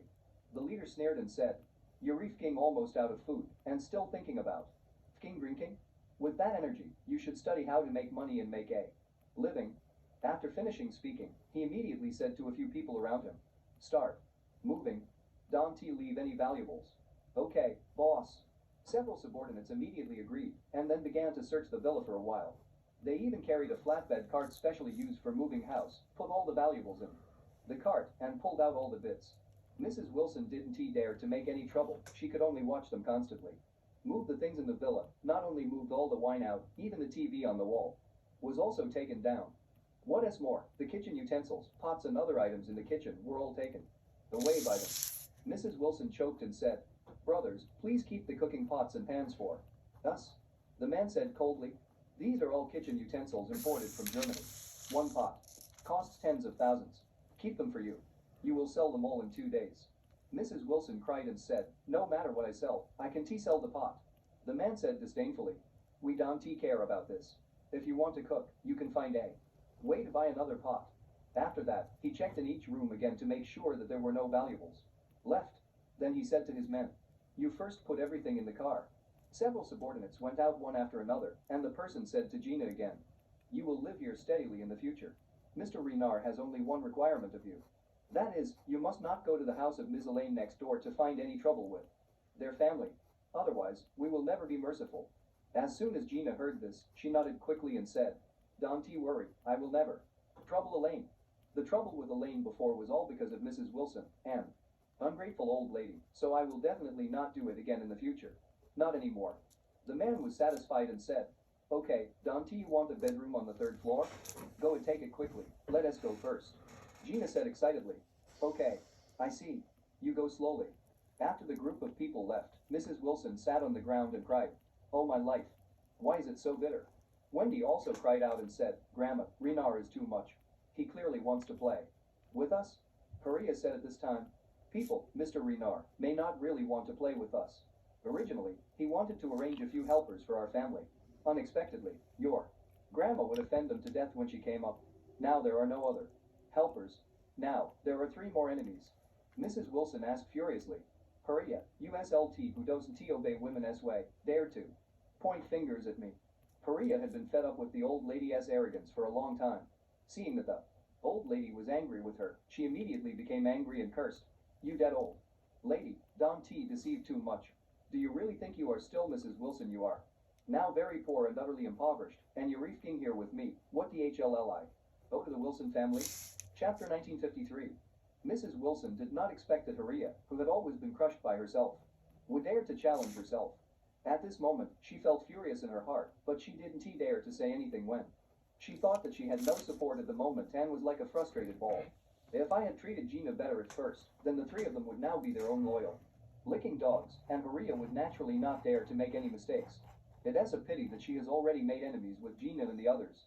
If she offends Haria at this time, she really can't find half a helper. So she could only say angrily, "I don't want to quarrel with you. Let us take Noah back to the room, and then move Harold in." Noah was almost crying, and choked up, "Mom, you still remember me. I can't hold it anymore." Mrs. Wilson hurriedly said, "Wendy, Haria, please take Noah back to the room and let him rest." The 2 struggled to lift Noah to the elevator. Wendy couldn't help but said to Gina, "Can't you 3 come over and help? Just watch it like this?" Gina said blankly, "When the 3 of us came here, we really wanted to be a cow and a horse for your family, but your grandma was unwilling. Now, the 3 of us are in a co-tenant relationship with you, and it is love to help you. It is not our duty to help you." Wendy said angrily, "Can't you reach out and help?" Gina shook her head.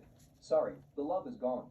After speaking, she said to Mrs. Wilson again, "The biggest room on the 3rd floor will be mine from now on." Mrs. Wilson stood there with tears in her eyes, but she dared not speak. After all, it was all her own fault, and she could only break her teeth and swallow in her stomach. Otherwise, Gina will certainly not give a chance. After Gina warned Mrs. Wilson, she took Tavia and Lexi to the 3rd floor. The 3 generations of women in the Wilson family had to work hard to move both Noah and Harold to the 2nd floor. In order to take care of the father and son, Wendy and Haria both moved them to master bedroom on the 2nd floor and let them sleep on the same bed.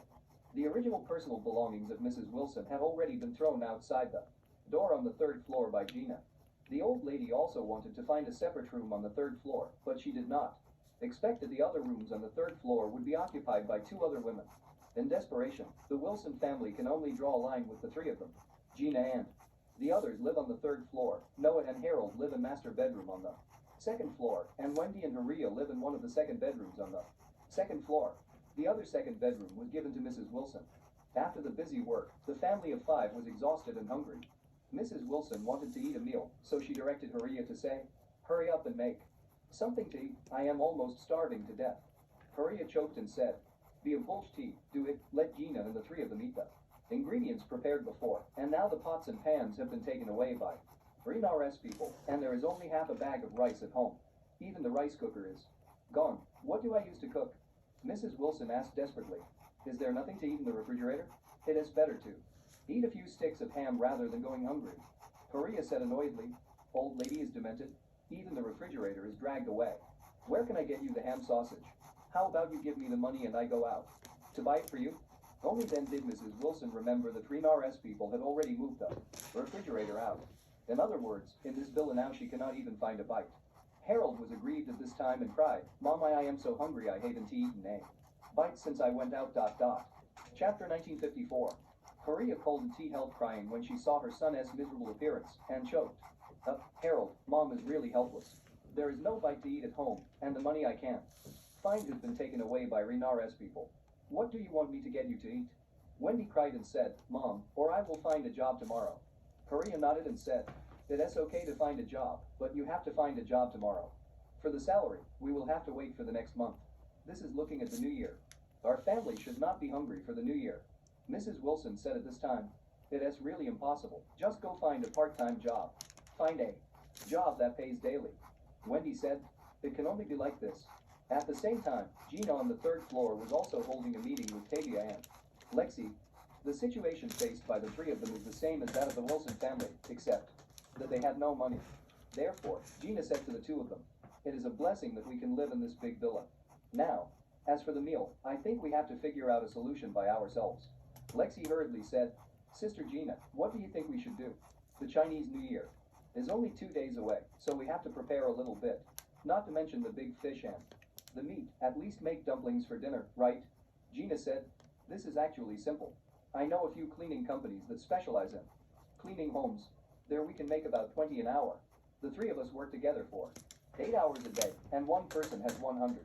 6, this adds up to 500, and now that the year has come, the service industry costs have risen. Going to the bathhouse and rubbing the back can also make a lot of money. As long as the three of us work hard, we will definitely make money. Enough for our lives." Tavia said immediately, "No problem, although I haven't studied much, I still have strength in both arms." Lexi also nodded again and again. "Then we too will listen to Sister Gina's arrangement." Gina gave a hum and said, "Go to bed early tonight, and we will go out to find work tomorrow morning." The Villa A05 next door is another scene. Although Elaine had a cast on her leg, she was in a pretty good mood. The young couple Charlie and Claire had dinner together. Elaine stretched her legs out of the dining table diagonally in a plaster cast, while eating and visiting Tao with her mobile phone. Her expression was very relaxed. Seeing this, Jacob couldn't help but mock her. "I say, Elaine, you are really such heartless. You just broke your leg for a short time. Not only do you don't swear or curse the street, but you are like an okay person. Here comes Tao. This is not your character." Elaine glared at him and said contemptuously, "What do you know? I am different now. I have learned how to counsel myself." Charlie was very curious and asked, "Mom, can you tell me, how do you do psychological counseling?" Elaine waved her hand. "Hurt. Isn't it easy? You think, my good son-in-law, if I sit here and think about my leg, then I must be more uncomfortable the more I think about it. And the more uncomfortable the more I think about it. If I am so angry that this leg won't return to nature, don't you think?" Charlie nodded. "This is indeed the truth." Elaine chuckled and said, "So, I don't think about it that way, and I don't think about my legs. I just miss the Roxa." Charlie was dumb for a while. "Roxa? Isn't he that is Aunt Cynthia?" Elaine said triumphantly at this time, "I just thought in my heart, I am really faithful this time." The fraudster Roxa deliberately retaliated. Not only didn't she die, she even got F-Ked. Not only did she do a fight, she swelled her nose and face. How awesome is this? Speaking of this, Elaine refreshed and continued, "Now, Roxa has also been arrested. And I don't have to worry about anyone retaliating against me in the future. Can you say I can be upset?" Claire asked in surprise, "Mom, who is Roxa? Is it a member of MLM organization?" Elaine realized that she had missed her mouth and nodded hurriedly. "Yes, that is right. Roxa is the boss of that MLM organization. Heinous B.at starred." Chapter 1955. Charlie marveled at Elaine's spiritual victory method, and at the same time, he was relieved for the successful resolution of this matter. What he was most worried about before was that Cynthia exposed his identity. After all, his aunt's acting style was extremely arrogant. Maybe the moment his brain heated up, she revealed the identity of the Wade family. Fortunately, Cynthia chose the wrong way. As soon as she came up, she directly wrote Elaine a 100 million check and asked her to classify her as a liar.